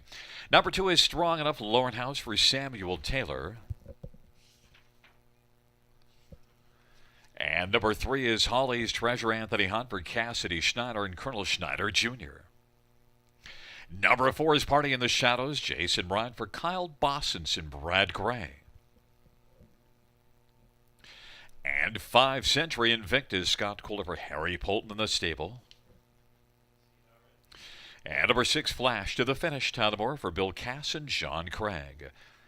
Field of 6, race number 8. So let's get a look at this field. And Rob, we're both on Century Invictus, and you do see some pretty fine speed. This is one that's lightly raced the last 2 years. 8 starts as a 2-year-old and then 7 this year, but still overall has been able to race quite nicely, Century of Invictus. Yeah, and he's one that's a big-time player in the OSS grassroots and notched a victory in there, 2 back at Flamborough Downs, and it was a good one. From post 5, went straight to the front and dominated his rivals in 55-1. So last time now was a 3 at Mohawk Park. Just finished 5th in there, and that's a pretty solid group and looks sharp on the track right now. 2-1. I mean, there's not a tremendous amount of value there, obviously, but I do think he's the one to beat in here. Yeah, James rushed him out to the top, and he looked like there was no doubt that he was going to keep on trucking and win. Kind of shut it down coming home, but he still won by enough. It didn't really matter. Century Invictus at 3-1. I'm surprised, a little bit of value there. Number 3, Holly's Treasure, did a lot of work in that last race. Sobble Attack won, but Holly's Treasure went the tougher trip. 10-1 seems strangely high. Yeah, Holly's Treasure is one of my favorite horses on the track, just because always a hard-working horse. Never really out of it. And when this one's close, he can get his nose down in the wire. He's hit the board in 10 of 16 this year with 3 victories. And again, just a horse that's always working hard out there. Has had post 1 or 2 in each of his last 3. Now slides out 1 spot to the 3 hole. But I don't think this horse should be 11-1. I'm kind of shocked by it right now. He's not getting any respect, and I would say right now, if I was betting a horse strictly on value, it'd be the 3 Holly's Treasure. And he has been racing against decent ones. It's not like he's moving up or doesn't fit here. Holly's Treasure, 9-1 on the board. Number 1, Sobble Attack, won that start against Holly's Treasure May the 17th, and then since then has had 2 starts, so is on a better rotation. The last race May the 31st, back now 10 days later. That was a good last effort. The recent form Sobble Attack, pretty nice. Even money though. Yeah, I guess pole position, and you take into consideration that recent form, right? You see no checks missed in his last 6, and he's finished in the top 2 in 4 of his last 5. I think that that's got to be where that attention is coming from. I thought the winning effort on May 17th, that 42-1, was incredible. He was first over a long way before getting the win by half a length, and raced well last time to only get beat ahead, and now winners of 72,500 life. So I get why he's taking support. I do think that even money is much too short on him, though. You certainly do have to give Otis Hall credit, though. He's got this one ready to rock and has been racing really, really well. Number 2, Strong Enough, doesn't have a win in the past couple years, 3 lifetime, but shows some recent form. Yeah, he's been kind of rounding into form, and I don't think he finds the winner's circle tonight, but I think he'll find a spot that he can win in soon enough. A horse that certainly has some ability, just has to put it all together, and has hit the board in 3 of his last 4. I think a smaller share is most likely in here. And number 4, Party in the Shadows, one that was really good last year, but it's a first start of the year. Kyle Bosson's a trainer that certainly we've loved in the past, but it is a first start of the year. But Party in the Shadows is currently 9-2 on the board, getting love regardless. Sobble Attack will be in position on the inside with Strong Enough, and Holly's Treasure, Party in the Shadows in the center. Century Invictus, Flash to the finish on the outside. It's a field of 6 for the 8th dash. Here they come. And the field for the 8th race is at the start of the rough, and strong enough. Century Invictus comes flying out. Holly's Treasure, Sobble Attack on the inside, but Century Invictus bolts right out and gets the lead. Sobble Attack, though, is going to get the pocket, and Strong Enough is racing position to third. Then it is Holly's Treasure, Party in the Shadows, and Flash to the finish is trailing the field, and it is Century Invictus with the lead. Sobble Attack in the pocket. Then it's a gap of about 3.5 to Strong Enough, and then Holly's Treasure, Party in the Shadows, and Flash to the finish. Century Invictus 4-5 on the board. Strong opening panel of 27-3. Century Invictus, the 4-5 favorite, leads for Scotty Coulter. Sobble Attack in the pocket. Here comes Party in the Shadows, is going to brave it first over, and Strong Enough is racing fourth.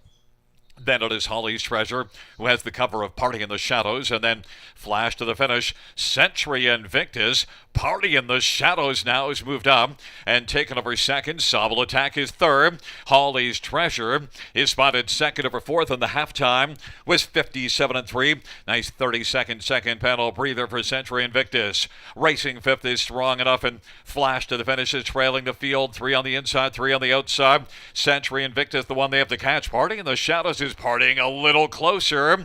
Sobble Attack is racing third, and Holly's Treasure fourth, and then Strong Enough and Flash to the finish. Century Invictus. Scotty Coulter still looking patient in the bag and has got a lead of a half a length, but Party in the Shadows is right there on the outside. And now Scotty Coulter gets a little bit busy with Century Invictus. Century Invictus and Party in the Shadows, and Sobble Attack is looking for the inside, and then Holly's Treasure. It is Century Invictus, and up the inside, Sobble Attack. Century Invictus, Party in the Shadows. Century Invictus and Sobble Attack. Century Invictus appeared to hold on. Sobble Attack up the inside, then Party in the Shadows, and then it was Holly's Treasure. But Century Invictus, mile of 156, got a little more of a test coming for home than I thought he was going to get, but still good enough to win. Yeah, that was a heck of a horse race as well. Century Invictus, gutted it out there on the engine at 4-5. I thought the same. I thought he was going to be, home and cooled in there the way the race panned out. But how about Party in the Shadows? I mean, first start back off a layoff and just lived on the outside first over forever in there. And I mean, that was a real big effort. You noted that he was taking more support than we expected, and he certainly came up with a monstrous effort first off the bench, and I think he's going to be one you've got to keep a keen eye on for next time. Be interesting to see. I'm not sure if he got up for second. It is pretty close between those two. I'd like to see him be second, because then my top four were 5-4, 1-3. But Party in the Shadows, first start of the year. Boy, watch for him next time out, because for a first start, he was already sharp. Yeah, he was for sure. I mean, that was, again, a monstrous effort. I thought that he looked pretty good, and even if he faded to fourth, I would have said, wow, it was a solid try first off the bench, and we're going to have to go back to him. But he ended up just missing out on the place spot, finishing third. And Sobble Attack up the inside. Holly's Treasure at 9-1 was able to make the top four. But Century Invictus, that was a solid, strong performance. 4-5 was the favorite and certainly looked at the part. Yeah, it definitely did, and I think he's going to be a force in the OSS Grassroots again this season. And Holly's Treasure as well. It hadn't raced in a few weeks and was second over. Did get a really nice trip, but still raced well to be fourth. And I think another one you've got to consider next time, getting back in on a regular rotation. Coming back in front of us, number 5, Century Invictus, a 3-year-old Bettor's Delight Bay gelding, owned by the stable, trained by Harry Polton. It's the 3rd win this year and the 6th win lifetime for Century Invictus. The winning drive to Scotty Coulter. It's the 2nd win on the evening for the Tan Tornado. Scotty Coulter scores in the 8th with Century Invictus.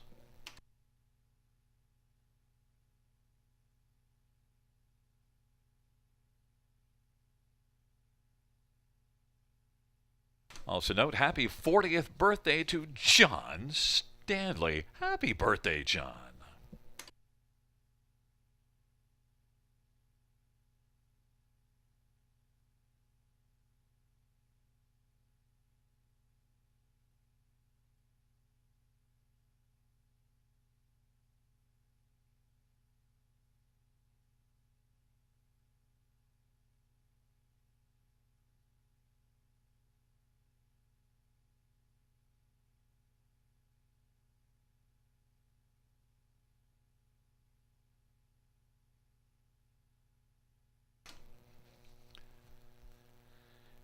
The 8th race payouts 5 Century Invictus 380, 230, 231. Sobble Attack 290, 230.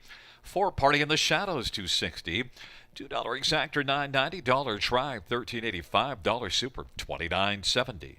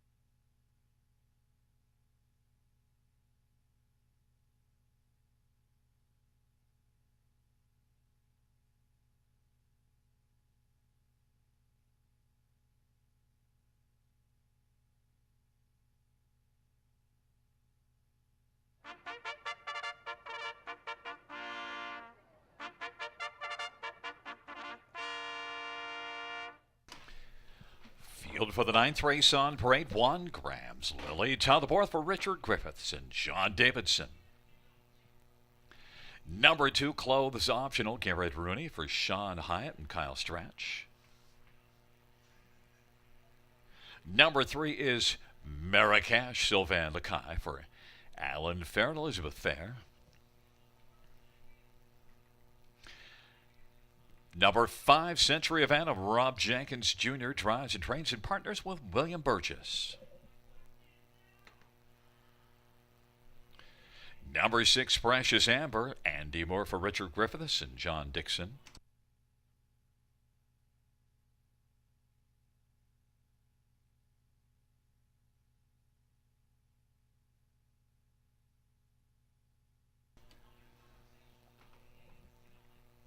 And note that number 4 will be Dad's Princess, Jay Harris for Boyd Wilson and Lisa DeRoche. Field of 6, race number 9, and starts the late daily double. Well, we'll bring in Robert Reed Jr. for his comments on this field, and we're going to start with the Graham's Lily and Tyler Borth. Robert? There's that wolf again. Listen, it hasn't worked out for me tonight, Gary, yet. So let's hope it happens here. And love the score down right now by Tyler Borth. See him scoring down in a big way with Graham's Lily. And I was on this one when she was victorious on May the 4th at Western Fair. Post 3 that occasion, went to the front and blew away on the engine. And I think that, she can do that again on here. Pole position to work from. I liked the price a little while ago. Now it's plummeted down to 2-1. But I looked at this race and just thought she might have an edge on the others from her post and early speed, and gave her the edge with Tyler Borth in the bike. Well, we've got a different opinion on this race. And your second one is number 2, Clothes Optional. Flesh out some information on Clothes Optional. Back-to-back wins, for one thing. Yeah, just a horse right now that should be confident, right? It's hard to go against one that's, figuring out the game and learning how to win. And she's done that in both of her last 2. And it was at Sarnia 2 back in a relatively easy spot, and then last time at Hanover. So, now she gets tagged and gets post 2 to work from, is showing early foot in those efforts, and I think she'll probably do it again tonight. So 2-1 on the board right now. I don't like her price compared to that of the 1 Graham's Lily at 5-2, but that could change come post time. And also a win 4 races ago with a dead heat win coming first up for Clothes Optional as well. Number 4, Dad's Princess is my top one. I think that win in 56 at Flamborough, though, it jumps out to me. This is the 6-5 betting favorite. I think this one just might have a little more speed than the others, and also is the one that's 8 out of 14 in the top 3, has been racing well. Dad's Princess, non-winners at 2 last race. Yeah, no, it was a 2 last time, finished 3rd. And she might have more speed than others in here. But, listen, first of all, Boyd Wilson's done a great job with this horse and really kind of turned her around. She was kind of a non-winning type that would get prizes and not find the winner's circle. And she's now won 2 of her last 5. I look at that effort at Flamborough Downs when she won in 56 flat, and I say that it's a bit of an anomaly, right? Like, it kind of jumps off the page, not just in the program for the field, but also in her past performances as well. So I need to see her come back to that again before I'd be willing to take 4-5 on her in here, especially considering there's a couple of horses that have speed towards her inside. I think she's definitely in with a chance. I thought she'd get overbet. She is right now, in my opinion, at 4-5, but I've been wrong when I've been taking swings against some of these favorites tonight. Number 5, Century Havana, 10-1 on the board.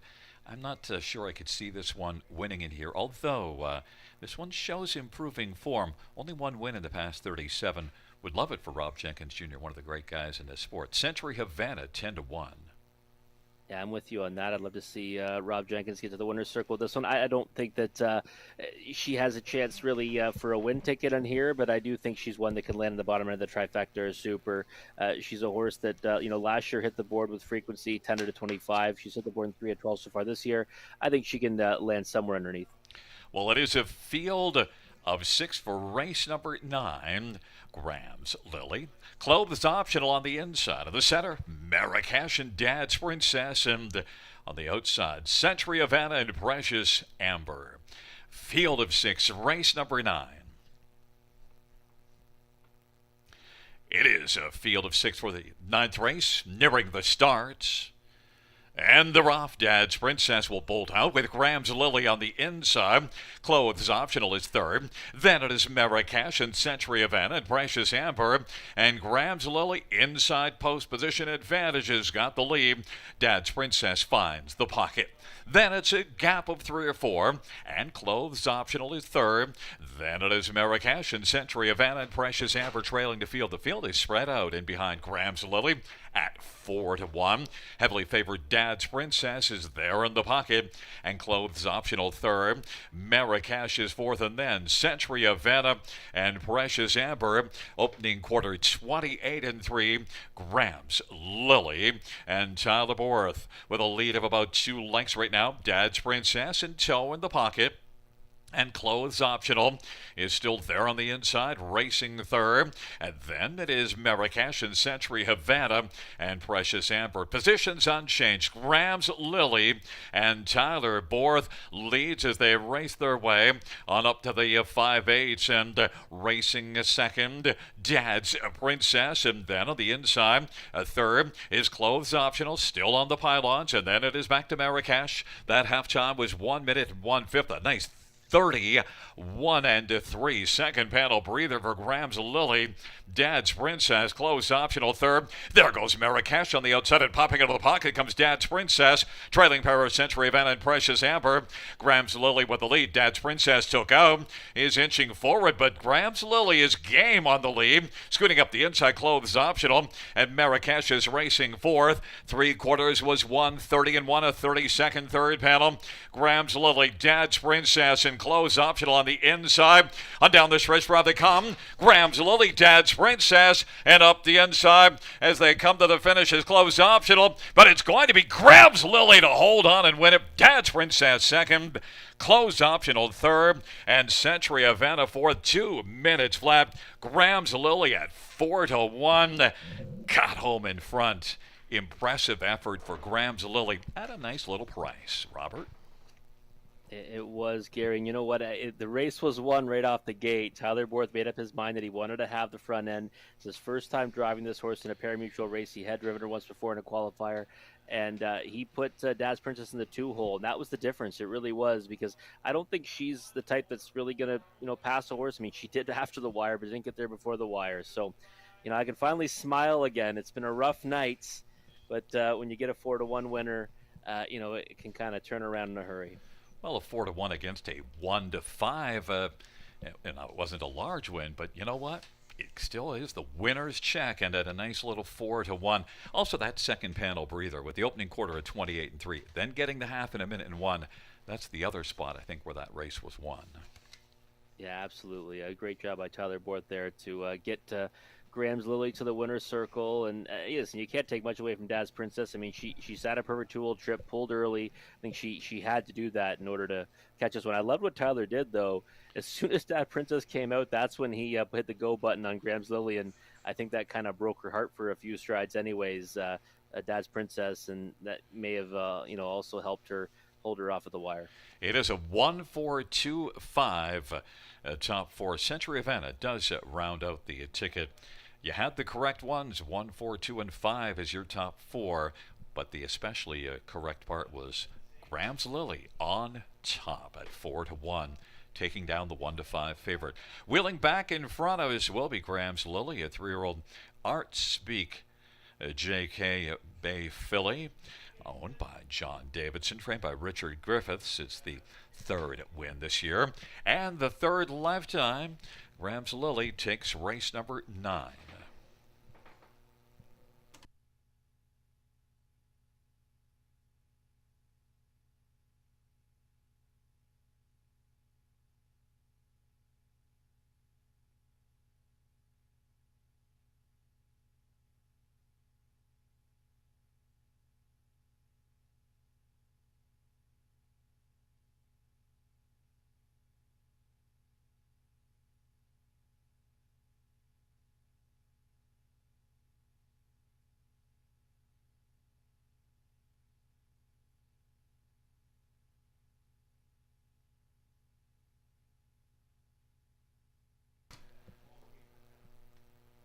Ninth race payouts, 1 grams a lily, 10.80, 4.20 to 40. 4 Dad's Princess to 32.10, 2 clothes, optional 2.70. $2 exactor, $26.90. Dollar try, $24.75. Super, $53.60.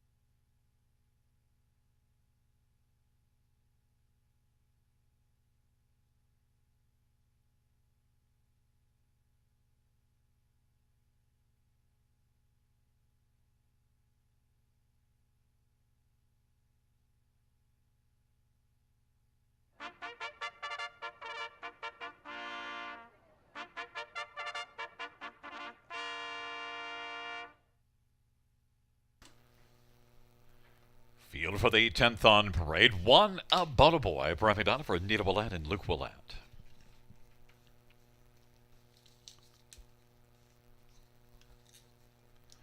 Number 2 is Cyclone Joe, Sylvain Lacaille for Kelly Duval Lacaille. Number 3 is Modern Rider, Tyler Borth for Jason Sherman and Burton Betty Sherman. Number 4, JJ Powerball, Anthony Hahn for Rachel Andrew. 5 is Rack 'em Up, Travis Henry for Vic Putty and Gord McDonald and Christopher Boland. And 6, Let's Get Pickled, Jay Harris for Dwayne Marfisi and John Stamatis. Number 7, Yacht Sealster, Scott Ray for Don Lindsay and Paul Kleinpaste and William Aplajevic and Garth Bechtel. And number 8 is Champagne Filled, Tyler Moore for Ken Oliver and ICR Racing of Pefferlaw. And 9 is Sports Nation, Jason Ryan for Joshua McKibben and Ray and Catherine Stewart. Field of 9 for race number 10. Let's get a look at this field. And Rob, right away, we'll cut to number 6, Let's Get Pickled. Now, we both have this one on top, but this is a nice bunch. Not a guaranteed win at all, but I think the one you've got to try on top. I think so too. Right now, taking the support at 2-1. I mean, this horse is loaded with early speed. If he wants to use it, he doesn't have to race on the front end, but does race a lot better when he's there. So I think that, again, post 6 and all, he's going to be tough in here. It's a real nice group, though. I mean, it's not going to be, like you said, it won't be an easy victory by any stretch. Yeah, the one thing with Let's Get Pickled, though, sure, those last 3, the results, a couple of 6s and an 8, tough company. The 1, the 2 previous, and certainly shows that 50-4 jumps off the page. 26-2 final quarter. There's number 7, Yacht Sealster. Talk about what jumps off the page is that last start. Yeah, it was a solid effort too, from off the pace to finish second, just beating ahead, and came a big back half and 55 seconds flat. And he's not one that does his best work, I don't think, from off the pace, even though he's done good things doing that recently. He's one that has proven he can be versatile, and it's interesting because I went 6-7 in here, which is a rarity for me on any half mile surface. But when you get into these preferred handicap type events, sometimes you've got to go to the outside. The race office thinks they're better horses, and sometimes they just are. So I'm going with 6-7 in here, but I'll be honest, I'm a little bit hesitant to pull the trigger on numbers like that here at the River. Number 1, About a Boy, is a horse that I'm always wrong about. When I take him, he doesn't race well. When I don't take him, he races really well. You've got him for third. I didn't touch him, so he's probably one to play. About a Boy, your third choice. Yeah, and you know what? I really toyed with the idea of putting him on top tonight. Third start back off a layoff, a horse that is no stranger to the winner's circle, and especially the pole position was just what's so attractive for me. He's one that can leave out of there really well when he wants to flash speed, and it might be time now, right? You've got that spot, you don't want to waste it, and third start back off a layoff. 6-1 on the board right now. I mean, I'd be hoping for at least that, maybe a higher price to bet him to win, but I think he can be a big part of this with that rail spot. Number 5, Race Him Up. I did say Rack Him Up. That's what I thought it would be. Christine tells me, no, Race Him Up. And, I don't like to go against Christine. And neither should you, by the way. No, tell me about this horse. Go ahead. Race Him Up. Well, this is a horse that's just been in good form as of late. You can see he's got 3 top 2 finishes in his last 5. And last time, sat a 2-hole and got within 3/4 of the length of Pembroke Legacy at the wire and a preferred at Western Fair. Horse with early speed. I mean, this could be a real busy front end here, right? He's one that can certainly get a big piece of it. And for the bottom of the ticket, if you like the 1, you got to like the 9, Sports Nation. Yeah, I like the way he's looking on the track right now. Looks sharp out there, and one that I thought might get overlooked on the odds board. He is right now at 11-1. I think you have to have this one in your super high 5. About a Boy, Cyclone Joe on the inside with Modern Rider in the center, JJ Powerball, and Race Him Up to the outside. Let's Get Pickled, Yacht Sealster, Champagne Phil, and Sports Nation. Giddy up. Field for the 10th race, nearing the start. Giddy up. They're at the start of the round. Cyclone Joe, race him up. About a boy on the inside. And Let's Get Pickled is also firing early. They driving around that first turn. And right now, About a Boy on the inside. Cyclone Joe, 4 wide. Let's Get Pickled, 3 wide. Is Race Him Up, and then JJ Powerball and Modern Rider. Sports Nation is 7th, and then Yacht Sealster and Champagne Film. Let's Get Pickled continues on driving and wants to come on and clear to the front. Let's Get Pickled, and About a Boy is now filling the pocket. It's Let's Get Pickled and About a Boy. Cyclone Joe at 45-1 is third. Then it is Race Him Up fourth, and then JJ Powerball and Modern Rider. Then it is back further to Sports Nation, Yacht Sealster, Champagne Film. But now it is Let's Get Pickled traveling unencumbered on the lead. About a Boy is in the pocket. Cyclone Joe on the inside, 3 1/4 from the front. JJ Powerball moves on the outside as they race their way on towards the past the half and onto the 5/8. Halftime was recorded in 55-2 off a 26-4 opening candle put up by Let's Get Pickled. That lead is a length and 3/4. About a Boy's racing second. JJ Powerball third. Cyclone Joe is fourth. Modern Rider fifth. Yacht Sealster is kicking in late, 3 wide, and is coming on. Then it is back to Race Him Up in Champagne Film and Sports Nation. And they're coming in pursuit of Let's Get Pickled, who still has a lead of about a length and 3/4. JJ Powerball center of the track. Yacht Sealster on the outside now. Yacht Sealster has come on and is sailing second. Then About a Boy on the inside. JJ Powerball. Champagne Phil is uncorking some late speed. And then it is Modern Rider on down the stretch drive. Let's Get Pickled and Yacht Sealster. Yacht Sealster is flying. Yacht Sealster gets by Let's Get Pickled. Then third was Champagne Phil. And JJ Powerball fourth, 154-2. That was a thrilling dash. Well, you were right to have 6 and 7 as your top couple, but the other way around, Robert. Yeah, it happens sometimes, Gary. But you know what? That was one heck of a horse race. It really was. Let's Get Pickled. Stuck 4 wide to the first turn. Still gets to the lead. Around About a Boy, and then Yacht Sealster. I mentioned it. You know, his horse has been racing so well from off the paces of late. Runs him down in the final strides, and I mean, made a real nice wide move to get there. I mean, that's not easy to do here at the River. And I mean, really, in the end of the day, the 2 best horses in the race end up, I thought, coming out on top, just like you said, in the wrong order. And you were afraid to have 2 outside posts. Well, actually, post 8, Champagne Phil on your picture there, third.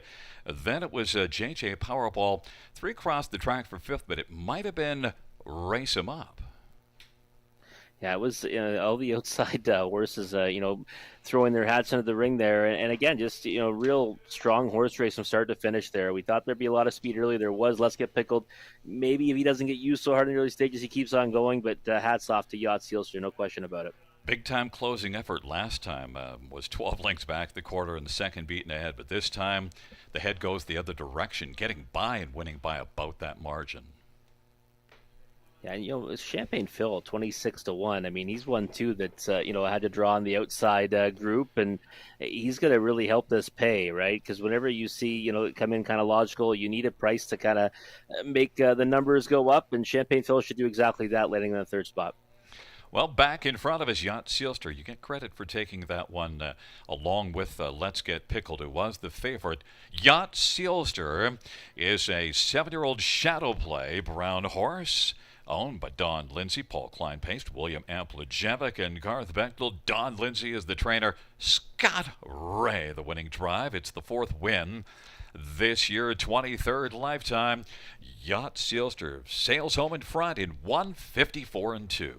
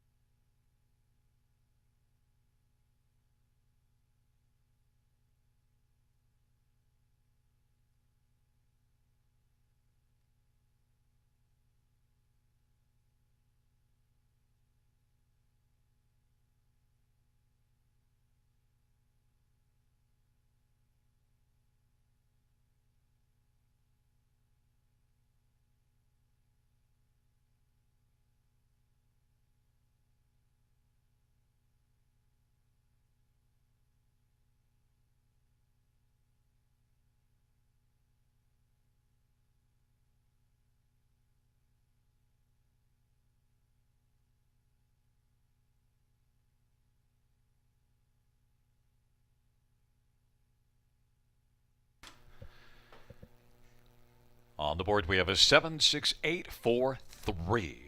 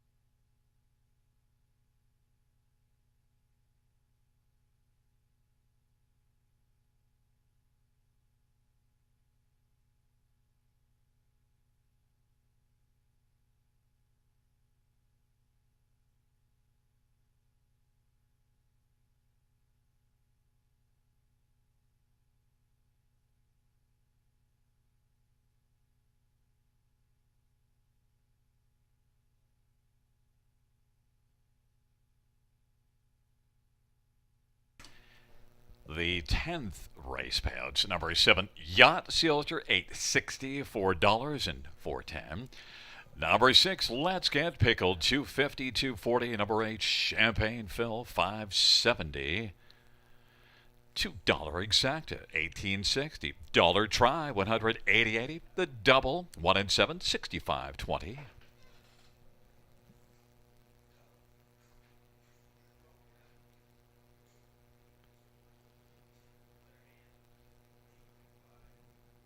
And the dollar win for $178, a 20-cent high five, $1,123.64.